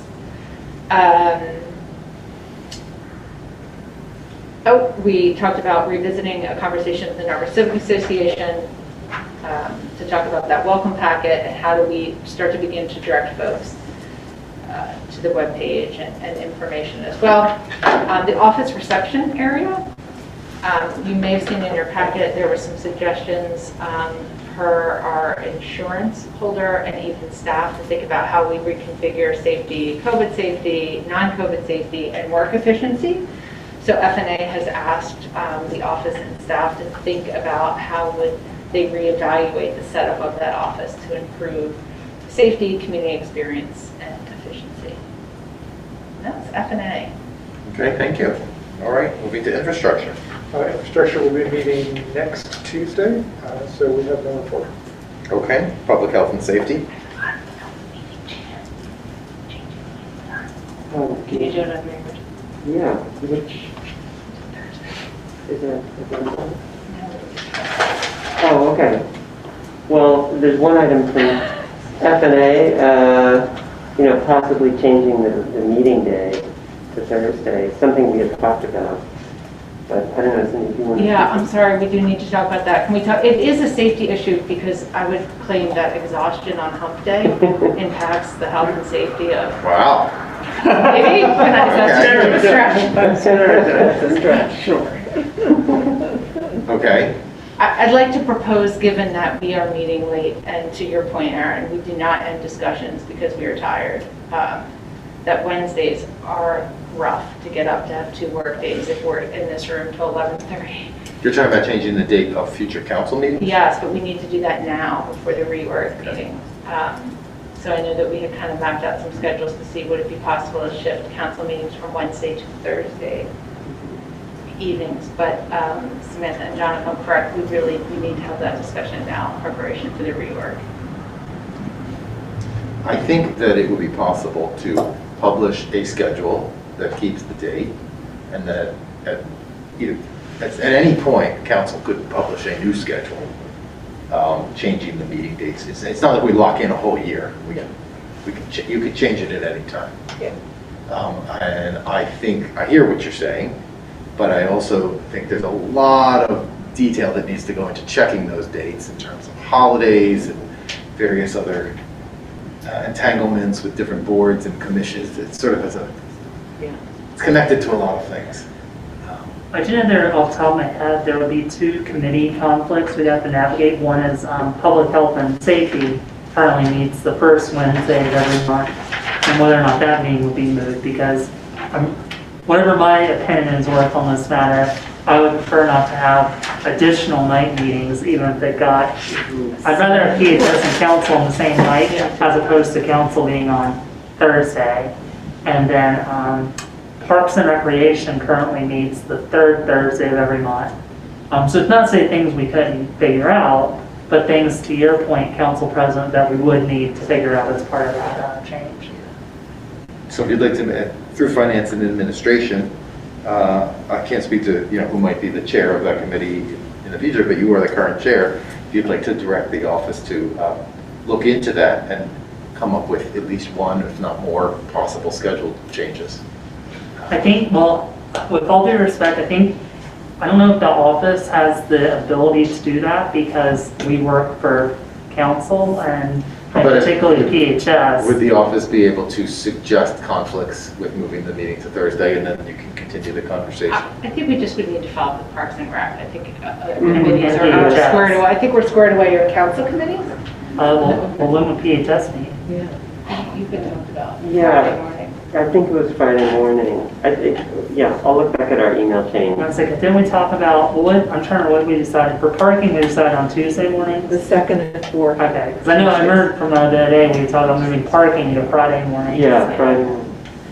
So I think that's like the biggest thing I would really need to know is more, with all due respect to Park and Rec, like obviously we want to talk to them as well, but I think the PHS meeting date is the one that's all council members and, But you're also going to want to go through, you're going to want to check the various holidays of different religions, you're going to want to check, I guess it would just be Thanksgiving that would interact possibly, and just make sure you move those dates around, and then you should be good to go. How does this affect Solicitor Walco? Could you do Thursday nights, or is that? If it will affect me, but I can figure out something. All right, so why don't maybe Councilman Rickards and I can kind of compare notes on this for now, for the purposes of having to advertise ordinances and meetings and all that kind of thing. For now, we'll leave it 1st and 3rd Wednesday. Councilman Rickards and I will figure out the conflicts and how it's possible to navigate them, and can come back to council with a suggestion of real definite proposal, and we can re-advertise as needed. Great, thank you. Sorry. Now, Not a public health and safety. Oh, sorry, go ahead, Mr. Bush. Well, Michelle's just looking very skeptical. No, I'm just puzzled. I'm rewinding and just what the motivating reason to change it is just the feeling that Wednesday is just a harder day than Thursday. In general, like we're more tired on Wednesday. I mean, there's not is there a conflict or is there?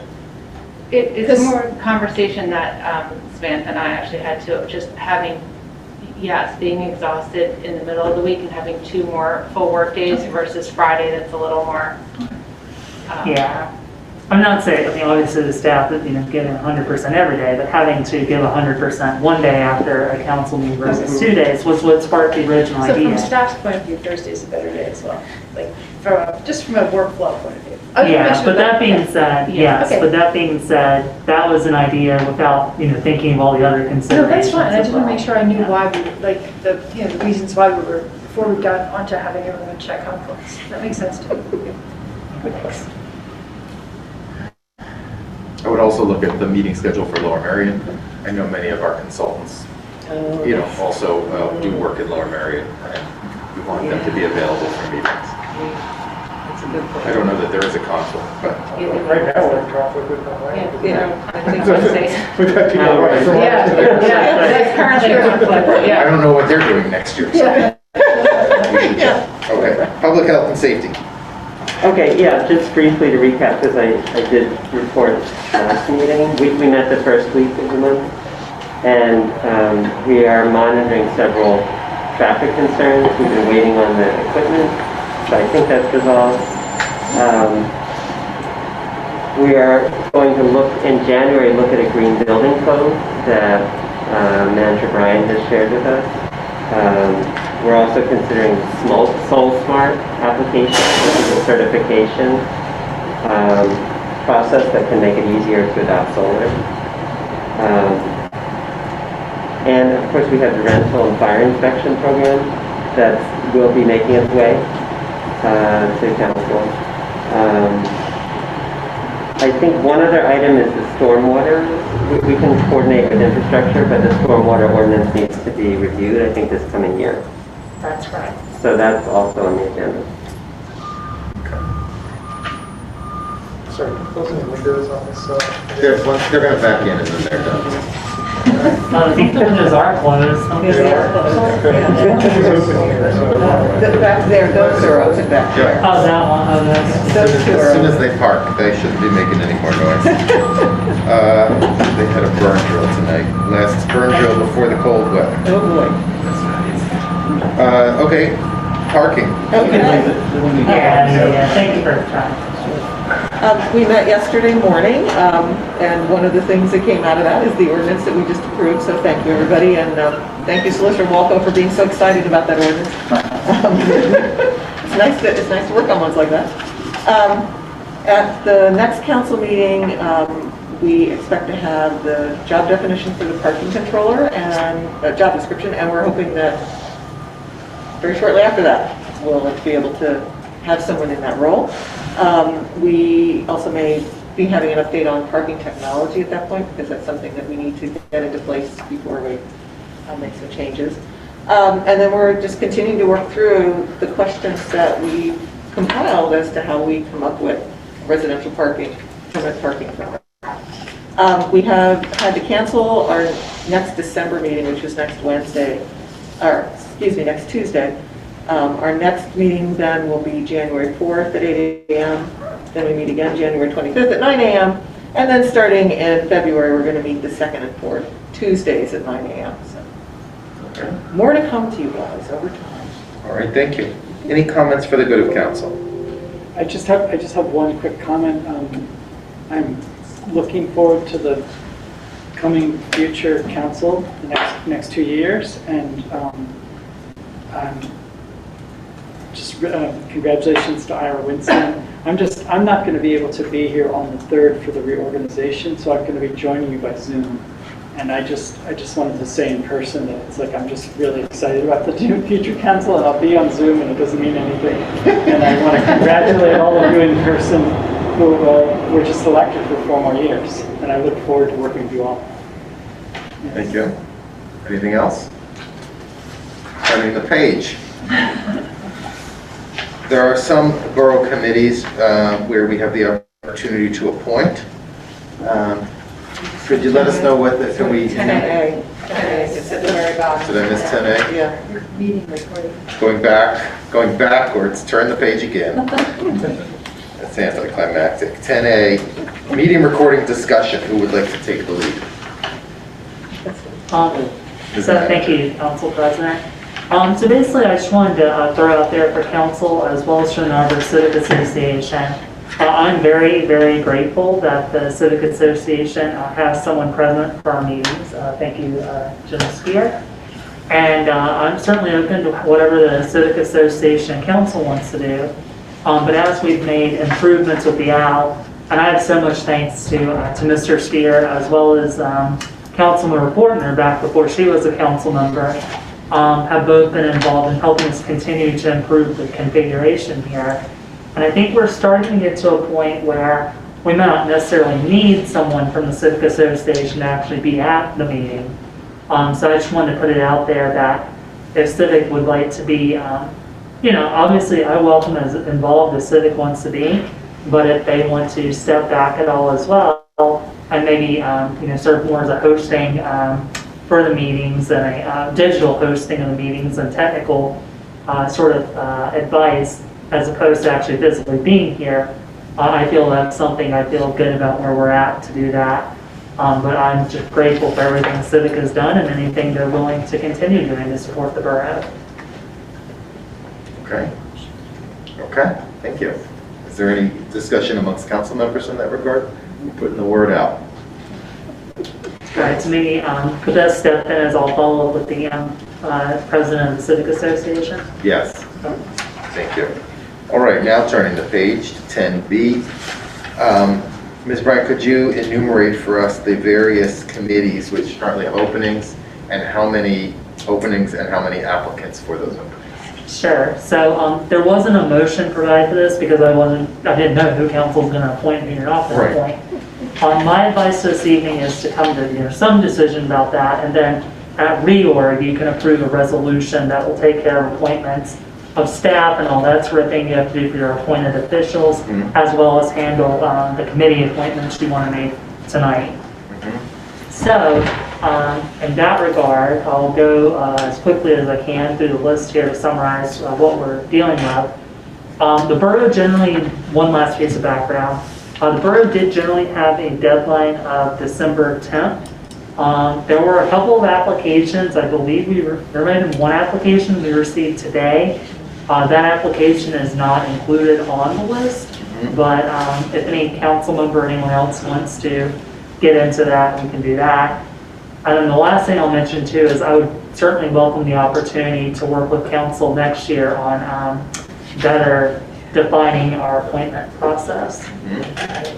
All right, so all that introduction being said, so on the Community Library Board, my understanding is their bylaws give the borough the opportunity to appoint a couple members to that.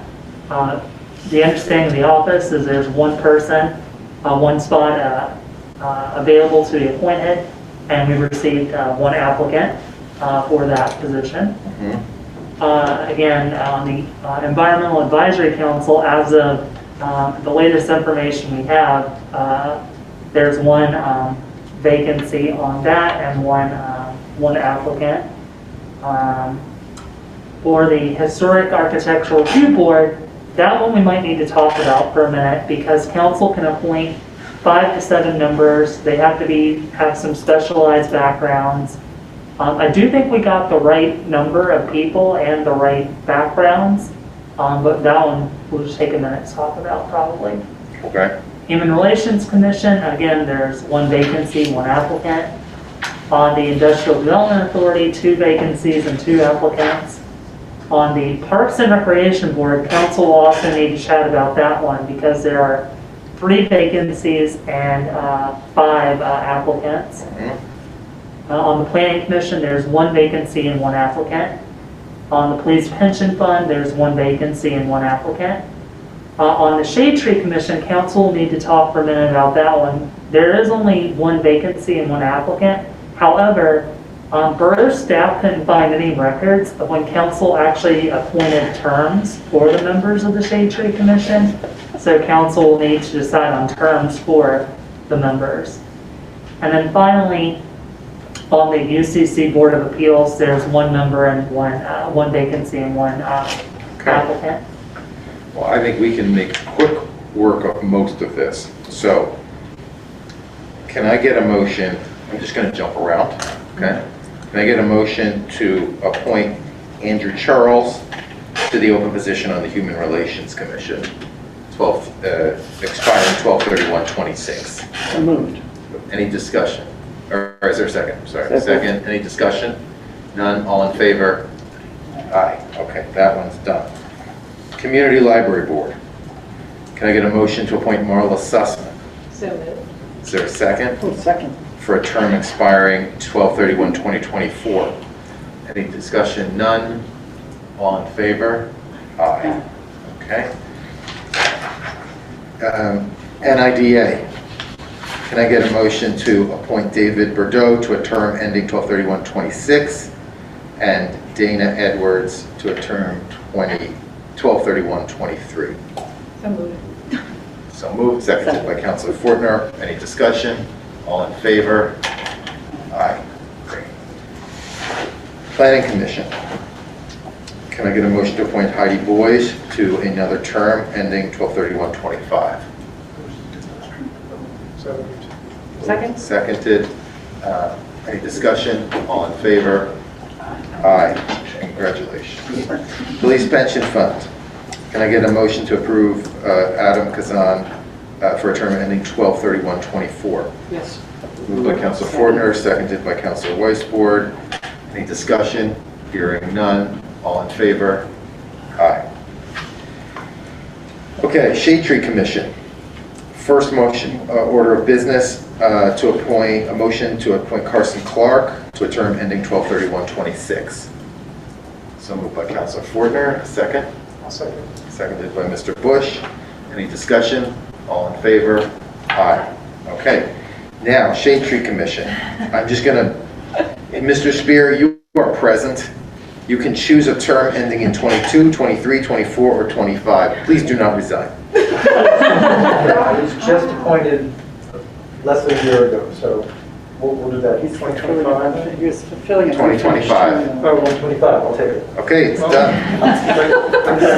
Mr. Spear, so, and I'm just gonna, Mr. Weisbord, you are also in the room. Would you like to pick a date? But I was already appointed until 2020. 3. Mr. Weisbord is going in the 2023 slot, and I am going to, It might be 20, I might have actually been appointed before, I have to figure it out. well, just tell me quick. 24, I think it's 24. Okay. Mr. Weisbord? Yeah, that's actually easy to keep track Is of. that correct? Yeah. Mr. Weisbord, okay, so I have in the 2025 spot for Shade Tree Commission, Mr. Spear, in the 24 spot, Mr. Weisbord, and I'll just go backwards on this list, Mr. Trallis ending in 23, and Sally Anderson ending in 22. That's this. Would someone like to make that motion? I'll make that motion. Okay, second. I'll second. Does anyone have any discussion or would like to change that quick pitter patter? Okay, all in favor? Aye, great. All right, now we can get to the meat. Sorry, you still have one easy one left. The UCC Board of Appeals. Oh, I missed that. It's on another page. Thank you. Good call. Can I get a motion to appoint James Cornwell to a position on the UCC Board of Appeals ending 12/31/24? So moved. So moved. Seconded by Councilor Pananopoulos. Any discussion? All in favor? Aye. Motion carries. All right. Let's talk about the Environmental Advisory Council. Before I put a motion on the table, I saw a request from Mr. Lytle. Yeah, I actually had a question. We talked in Finance and Administration. We just, as we know, we received the Transportation 2022 grant for stormwater pump outs. We've had lots of conversations about green space and Sabine. I'd like to ask, and I think we'll probably get in to policy and procedure on this, but that we really look at defining a skill set that's needed at this point in time at the EAC. I'd like to go back and actually ask the EAC given this new grant, given conversations at Sabine, can you maybe be a little more specific about a skill set that's required at this time? Are they, so, and you feel they would be okay with leaving this position open for now and Yeah, I would support that, because we could make an appointment in January. I'd rather At any check time. with the chair to confirm what it is they need. Yeah, he suggested that there's someone else who was going to apply for this position. Yeah. I think that last I saw, there were no applications by the deadline, so. Well, I mean, it's complicated. Yeah, I mean, this is one of the committees that has a lot on its plate, and at one point at council we discussed expanding the membership and decided not to. And so what the EAC chair has done is invited a very interested member of the community who attends every meeting to kind of serve as an adjunct. And that person has been attending every meeting over the last year. And yeah, I think it would be worth going back to the chair to see what's needed. Okay, moving on. Let's talk about the HARB. So the way I read this is that we have Yerkes Associates applying in the building inspector role. We have Mr. Copeland as a licensed real estate broker. We have Mr. Cornwell as a planning commission, or we have 2 planning commission members, and then we also have 2 architects. So why don't we have that conversation about maybe which role someone fills? We also have a historic preservationist too, as a, put their name on tenants in Kenya. Right. We can appoint additional people, but we need, these are the roles that That were specifically required need to be roles. filled. Right, understood. So why don't we talk about the architect position first? It would be Mr. Cornwell or Mr. Dress. Is there any conflict with Mr. Cornwell being on the planning Being on commission, both. UCC? I mean, can you be on it? They can be on both. They're completely separate Yeah. things. The UCC Board of Appeals, if someone's denied a building permit, they appeal to that body. Oh, and then he's also in UCC, yes. And planning. And I guess in this situation, it would depend on whether or not the same application would go before both agencies. And I, not having the ordinance in front of me, I don't think it does. I don't think that. For a permit, no, it wouldn't. So there wouldn't be a conflict. So one of the things I noticed in Mr. Dress's resume is there is a lot of work on historic properties. He's also not currently a volunteer, on our boards and commissions, so there's an opportunity to bring in someone new in that regard. I just have a question. So it looks like we have 7 slots that we could fill, but did I hear correctly that we don't? We don't have to. It's 5 to 7, is that? Okay, so if we wanted to have 2 architects on this, we could. Absolutely. Because we need at least one, but we don't have to have them. Got it. I just want to make sure I understood. Great, you could appoint all of these applicants. Right, that's what I was thinking. Well, and we already appointed one of them. That's Kevin right. Block. That's right. Yeah. Okay. Got it. Thoughts? Now we want to appoint the 7 people who are. Appoint the 7, is there a sense to appoint the 7 people who have Yeah, the applied? resumes are all pretty strong. All right, can I get a motion for that? I move that we appoint James, well, we need to set the dates. Let's see.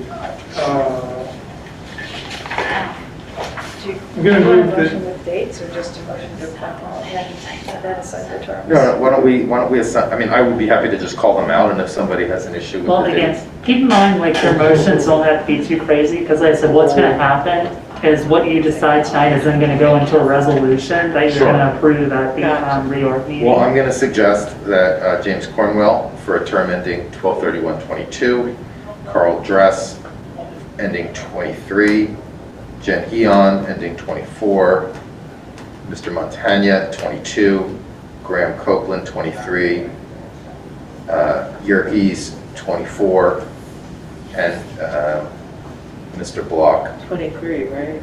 we can go 23. That's right. I sort of interleave them. Yes. these are 1-year terms, just because it's a new. Just because that's, They're yes. staggered. Yeah. I mean, yeah, people will re-up. Okay, so, Ms. Bryant, did you get that? I did, yes. Okay, great. So would someone like to make that motion? As read? Okay, that's good. Appoint these as read by Aaron. Okay. Is there a second? I'll second. Okay. Are there any further discussion? Hearing none, all in favor? Aye. Motion carries. We now have a horror. Well, we will in January, but we figured it out. Yes. Go team. Parks and Rec. That's the last one. Thoughts? Well, let me start by suggesting that Melissa O'Connor is a current member of the Parks and Rec Board. She's been on the board for quite a while and is a leader in the NAA, so I believe we should reappoint Melissa O'Connor. The term ending 2026? Right, with the term ending 2026. Okay. Second. Oh, that was Okay, the motion. it's not a motion, Okay, but sorry. there seems to be general consent. We'll get to the motion. Sorry. I would also nominate Caroline Giordano, who has been very active in the community and wrote a compelling letter about her interest. I felt like we have an embarrassment of riches again. I felt like all of the candidates had something to recommend us. I would like to suggest, given Mr. Callan's presence at nearly every council meeting this year, he wrote a very thoughtful submission. He has a nice background doing green space urban management, Norbert Park, and also wrote very recently a very thoughtful submission on 201 St. Bunny Avenue. He's given these issues of public space in our parks. So I thought recently I would like to suggest that Mr. Callan receive an appointment. Okay. Well, I don't know if we're taking the no, I'm listening to the group here, and then I will suggest a motion. All right, so I will suggest that council move to appoint Melissa O'Connor, reappoint Melissa O'Connor for a term ending 26, and to appoint Carolyn Giordano to a term ending 26, and Mr. Callan for a term ending 22. I guess that was in a vacated position. So moved, so seconded by Councilor Rickards. Any further discussion? All in favor? Aye. There you go. All right, thank you. So that clears out business out of the way. Thank all of you. Yes. Yes, thank everyone. Thank all of our applicants. Yes. Yes. Public service. Yes, and encourage the folks who weren't appointed this time to try again, because that's how you get. And new And if I positions may- open Exactly. regularly. May Yeah. I take a moment to second our borough manager, Brian's offer to maybe help us think through our appointments process next year. I think she has some excellent suggestions and experience in her previous employment that we might want to see how that works for us. That would be great. Okay. 10C, streetscape improvements. Yeah, thank you, Council President. So based on a lot of the conversation that was held with outdoor dining with the Infrastructure Committee and with the request from Councilmember Rickards last meeting to take up discussion on this item, I put together this memo for Council's benefit to summarize some of the information that was shared with infrastructure, add some information from our comprehensive plan, and then provide my recommendations. So again, just to briefly kind of go through this, people can read on their own. There are certainly other boroughs that, if we're moving outdoor dining from temporary to permanent per the ordinance we approved earlier tonight, the decorative aspect, while still maintaining public safety, is something we probably need to give more attention to at this point. There's an example picture provided from Swarthmore Borough, which thanks to the borough engineer who lives out that way, who provided that photo. That gives kind of an example of what a more decorative outdoor dining might look like as opposed to the barricades the borough currently has out there. Also, I found some online options as well for some more decorative sort of customized barricades we could consider, or the business association could consider. And then I pulled from our comprehensive plan on page 34. It has a lovely picture of like a outdoor dining sort of space, community gathering kind of space.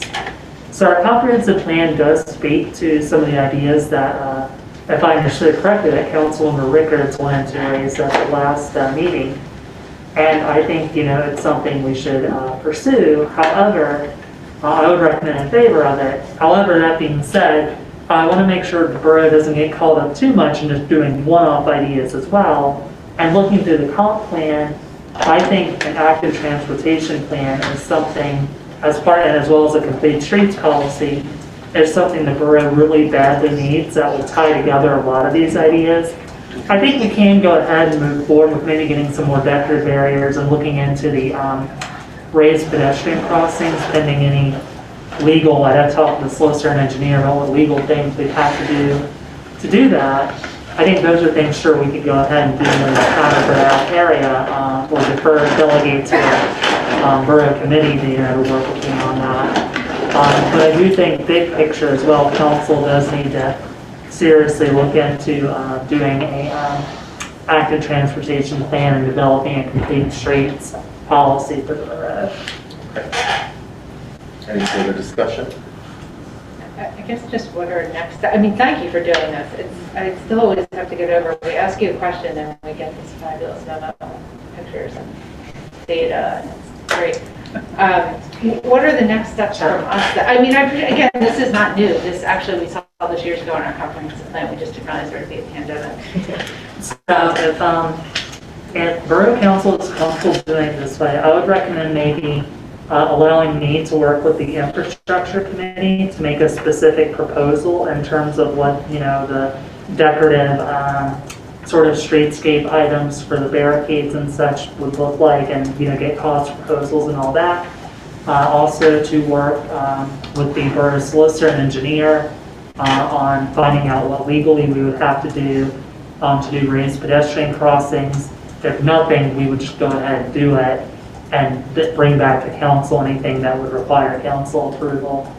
And then finally, I would welcome the opportunity to reach out to planners, to get some proposals to do a active transportation plan and complete streets policy for the borough, which I can then bring up through the committee process, and once we have proposals, bring back up to council. Okay. And is there any money allocated in the new stormwater bump out grant that we could use or piggyback on for this active street? There is not. That money is specifically for those bump outs. But there are other grant opportunities. Well, I think for a project of this scope that we're talking about at the moment, I don't famous last words, I don't think it'll be that expensive to where going for a grant is really work for it. Okay. But we're actually implementing developing and implementing a active transportation plan and complete streets program. Okay. There are definitely grants available for that. Okay. Thank you. Okay. All right. We'll move on to the next agenda item, which are the council rules, which I have here. It appears that this is still an open item of business. Mr. Bush? So it appears that they were not fully adopted. There were some typos that were detected, and just basically, since they include the rules for the reorg, we thought it would be good just to make sure that everybody was literally on the same page and that we had these rules formally adopted. And what you mean, the most recent revision was not formally adopted? Correct. Right, correct, okay. Is there any comments or thoughts? Everyone's had a chance to take a look at them. We've been through this. Would someone like to make a motion to adopt them? I had read through it and I was the one who noticed the typos. That's right, not a surprise to any of you. And noticed that there was some, that this hadn't been updated to be gender neutral, so I had made those changes, but somehow that version didn't make its way into the packet. So we're thinking that, well, we could go ahead and still adopt this, knowing that those changes wouldn't change any of the intent of the document. Okay. So can I get a motion to adopt this packet, except with gender neutral language as proposed by Councilor Ford? Is there a second? I can second. Second. Okay. Any discussion? All in favor? Aye. Thanks to Councilor Pananopoulos, who spearheaded this most recent revision. Seems like a long time ago to call the most recent. Back in January of 2020, but thank you very much. I will sign it here. I remember that. Okay, moving to old business. What's the appetite to discuss 201 Sabum? Okay.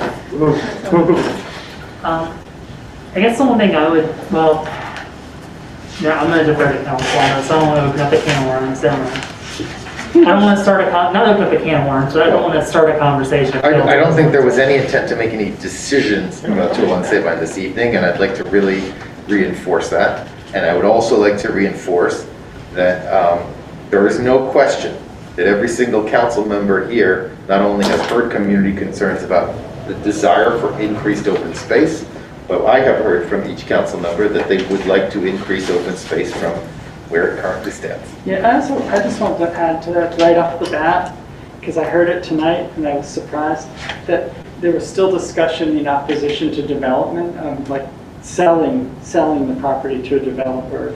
I think we mixed that idea in the last conversation. I don't think that was an idea we ever discussed really, ever. So I just want to make sure that everybody hears that. And I also heard that there was a real commitment among this council for the last 2 years to completely increase the amount of open space that we have in the borough, and that shouldn't be questioned either. That we're also on the same page with the residents about our desire to increase the amount of open space we have. I think council passed a resolution. We passed a resolution. So I just wanted to make sure that everyone understands that's the bond, that's the least. That's the starting point. That's the least that we'll do. Yeah. And I the thing that really hit home for me with that was the picture that Michelle included in the presentation she did 2 weeks ago, the aerial view. And you look at that and you see how little green space is really there on that property. So there's no way we can't increase that. We're going, no matter what we do, we're going to increase that. So that really struck me because I hadn't thought about it from a bird's eye view before. And so it makes it even more exciting that we can do that. Okay. I had Councilor Ricketts and then Manager Bryant. I had concerns about the survey sample design from the original data, and I really kind of took it with a grain of salt. Thought we needed to do one that was representative from the borough. Until we do that, or allow for more time to get more feedback, and we're seeing themes emerge from feedback in the letters that we're getting. I would like to take, I don't have anything substantive to contribute until I learn more from community members. I'd also like Wonder Spring, the food bank, the theater, New Horizons, and folks to have an opportunity to respond to this and offer council some feedback. And until we get that feedback, I don't feel like I'm in a position to really change any of my thinking. Okay, Manager Bryant. So one other, item for consideration. I know Borough Council has worked with a number of different, outside consultants on this project. That being said, I wanted to offer to council, there's an individual I worked with when I was in New Britain, who I just think has, not to overhype, obviously I want council to meet this person, council to ultimately decide if this person's involved in the project. But his background, he has great experience with doing a public conversation. His first project, he was officially the borough planner in New Britain.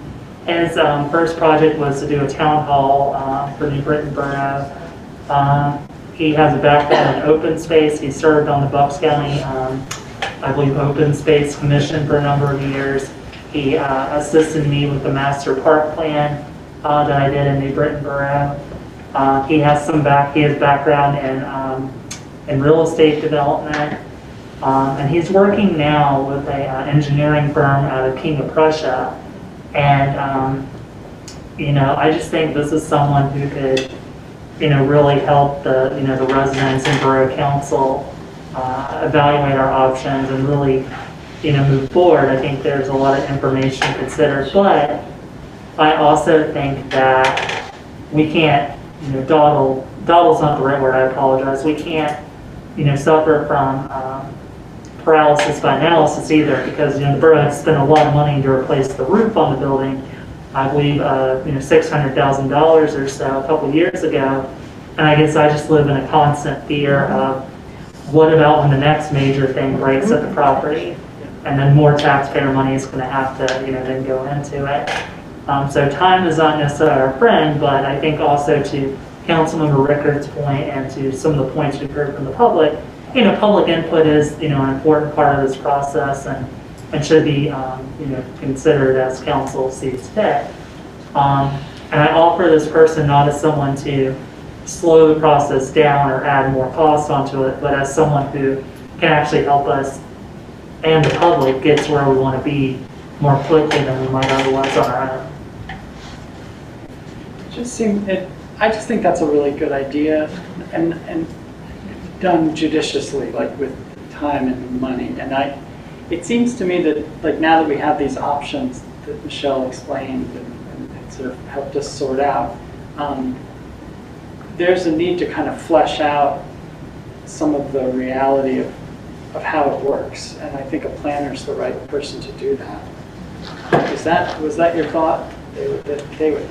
Yeah, I mean, just with all the different facets of the property between the, the proposals and options for community space, the proposals and commitment to open space on the property, and just all the different and the need to factor in and solicit public input and all that.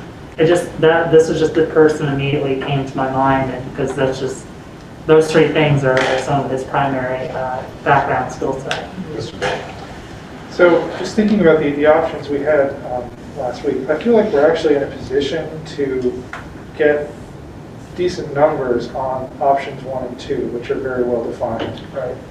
I feel like, no? All right, maybe I'm disagreeing. I feel like not necessarily option 2. If we had wanted to, we could determine if option 2 is feasible, and we could get costs in better detail on option 1 while we pursue negotiations on other things. I feel like those are the two most tackleable issues right now. I don't know if we want to try to get partial information or if we want to try to get it all in one package, but I think it might make sense to actually go more in depth on those, just so we're proceeding and we'll have that information ready when appropriate. Go ahead. No, I agree, but I think that, I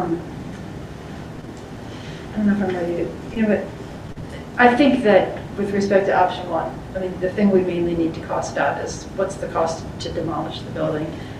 We've already basically decided at some point the building will be demolished. The cost we get today may not be the cost in 3 years. If that's, when it happens, I don't know, but it would probably be useful to know what the price is, right? To do the site work, the basic site work to clear the site. In the event that we were to just turn the whole thing into a park. That's kind of a baseline figure. And I think that we could authorize, the office to work with whoever you think is the appropriate person to sort of figure that out. And it would be a good, none of us really know. Yeah. And I think we're all sort of guessing. It would be a useful thing to know. I think that's option 1. Option 2, yeah, there is a need to sort of get a sense of whether that's feasible. And I think maybe we could, I think we don't want to pursue each possible option to the nth degree and hire professionals and spend gobs and gobs and thousands of dollars of money to do like a full-on feasibility and impact study for everything and then say, oh, we don't want to do that anyway. But I think we may be able to get some sort of general sense of whether option 2 is feasible just with the expertise that we have in our own borough. We have a member of our planning commission who did significant work at the time that elevator grant was obtained and the elevator was put in to sort of help understand how we needed to bolster the structure of that one-story building that we were talking about possibly could be repurposed, right? Under option 2, that central section, that sort of 1 and 2-story. She could be tasked and perhaps, the office could work with her and somebody else within our community. We could sort of take a look at that building, see what information we already have in our possession to say, is that a possibility to sort of to rehabilitate that building or to retrofit it in a way that can be community center? And if it seems possible, then we can take the next step to hire experts. But if it seems like we can rule it out, we could save ourselves some money rather than doing that in-house, as it were. Option 3, where we had talked about bringing together or offering the opportunity for community organizations to come together and on their own propose something for an adaptive and reuse of the site.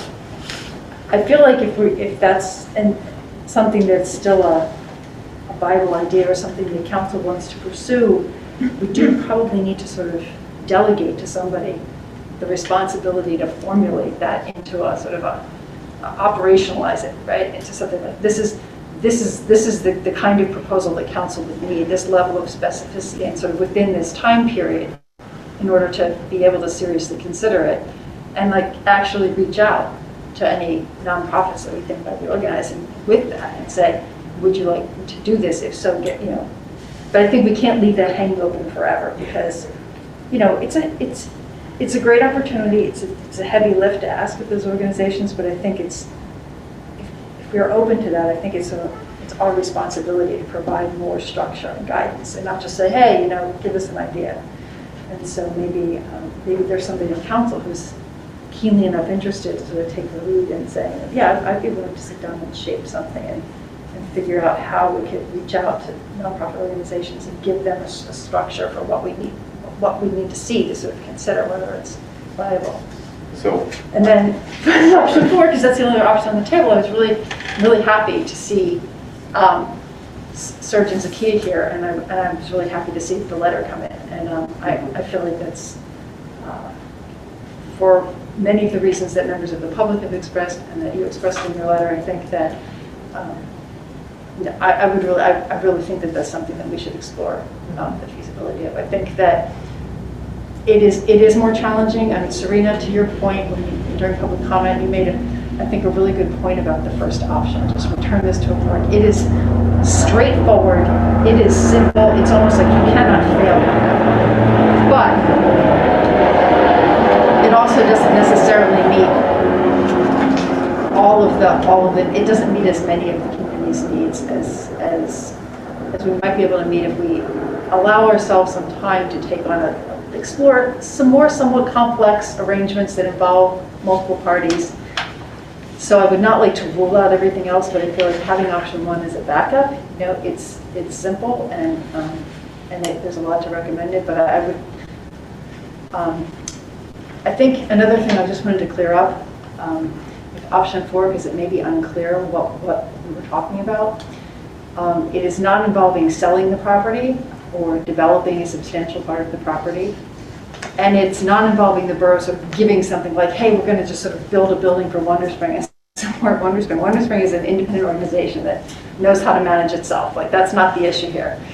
It's looking at an alignment of interests here, right? You have you have an organization that could be a commercial tenant that could make a project happen because they're ready, willing, and able, and they know what kind of space they need. Right? And they know they want to be here, and they can provide a service that's very important to the community. They provide high quality childcare. And many people have told us that that's something that they really value, keeping in Norbert. So the borough's sole role in that would be that we have the land, right? We have some land that we could use in a project like that. The area that we showed 2 weeks ago, sort of the less used part, like behind the park on Montgomery Avenue.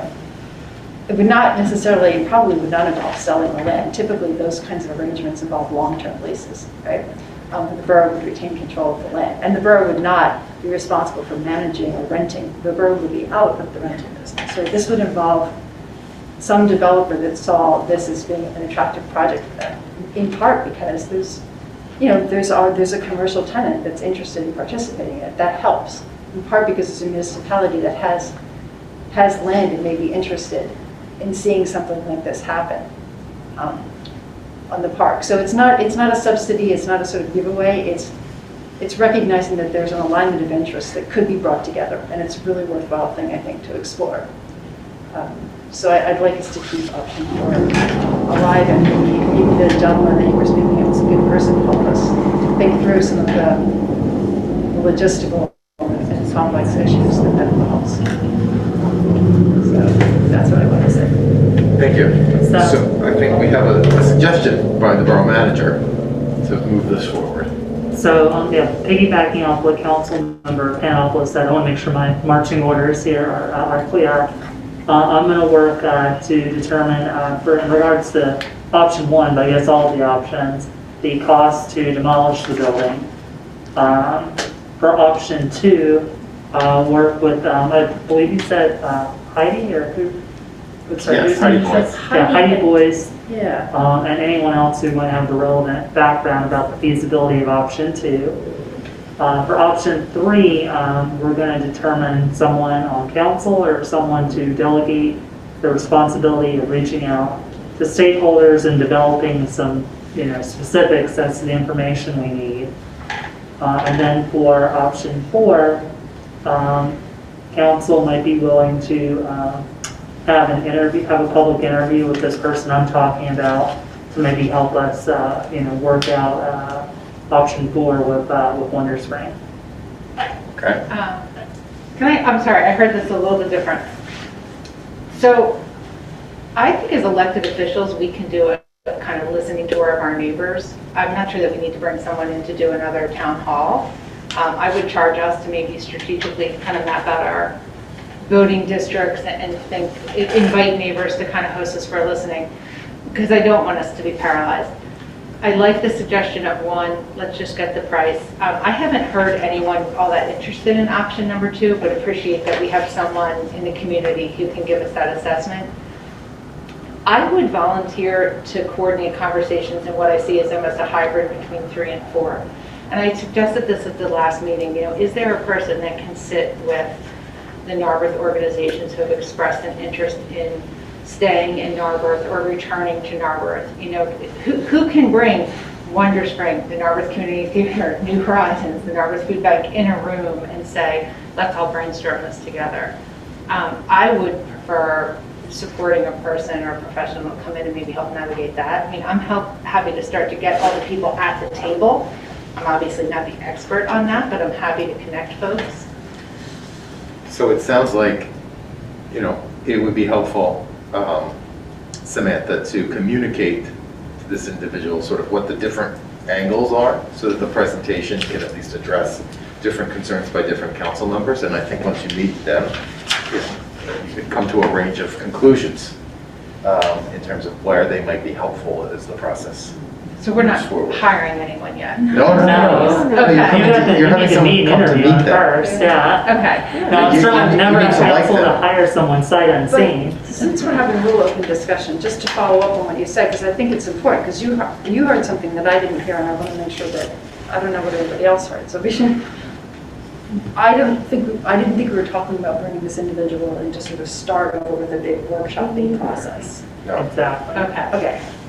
Yeah, so sorry I mentioned the town hall. When you said town hall, Yeah, sorry. I pictured us back at the start. No.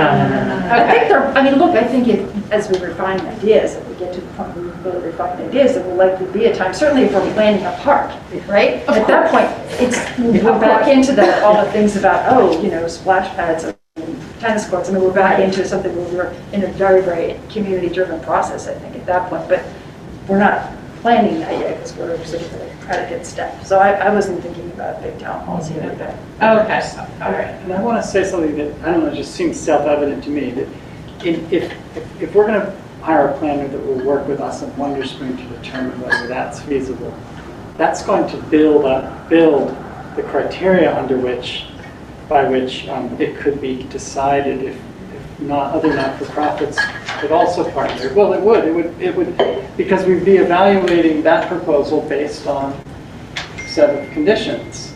I think 3 and 4 are very different proposals. I think they certainly in my mind they were. I think 4 is a proposal that would largely involve reaching out to it. It would involve a developer saying, hey, you know what?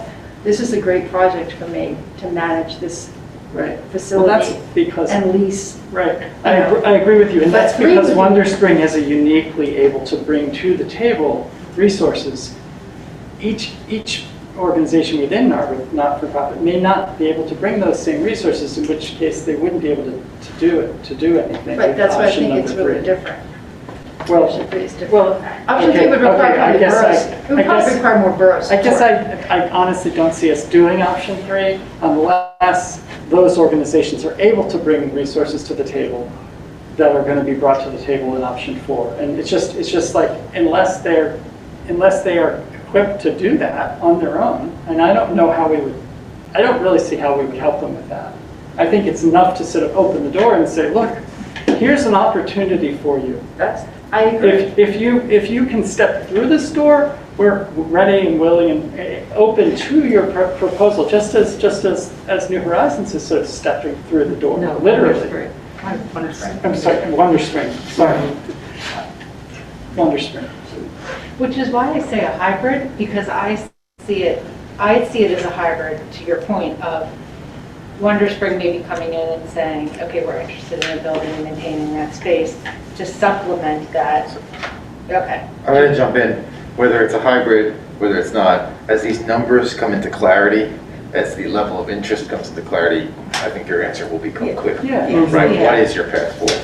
And until we know those, we don't know. I think we just need to get people around the same table. Yeah, I mean, I think if we want to say option 3 is sort of opening the door, I think that we need to make it clear to the stakeholders and organizations that we're thinking might be interested, what's behind that door? Like, what are we asking you to do? And I think we sort of owe it to them to have a little bit more specificity in terms of what we need them to do so we can consider it. So I'm suggesting that we're learning from engagement with Wonder Spring what needs to be done. So as we learn, no? Well, let me You back see it it totally up, different. because I think this. We're not asking Wonder Spring to develop something or give us a proposal. Wonder Spring would like to remain in Norbert as a tenant. Let me back it up, because I think we're talking specifically We're here. not. What are our next steps?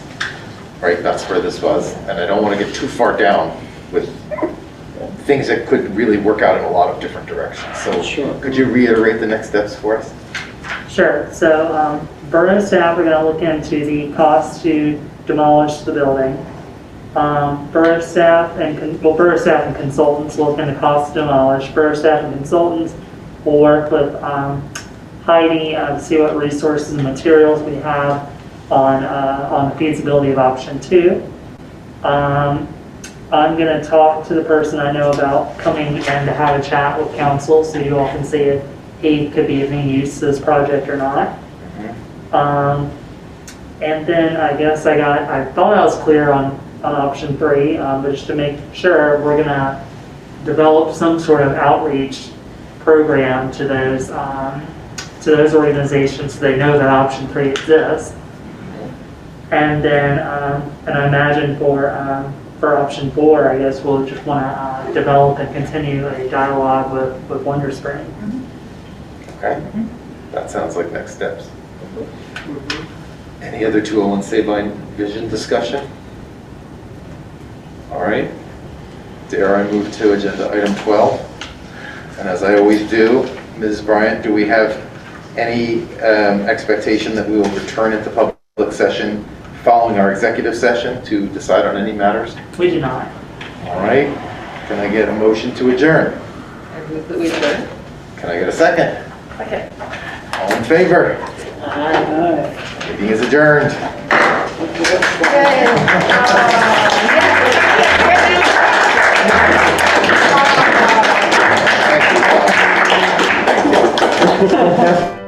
Five minutes, and then we go into executive session. We're not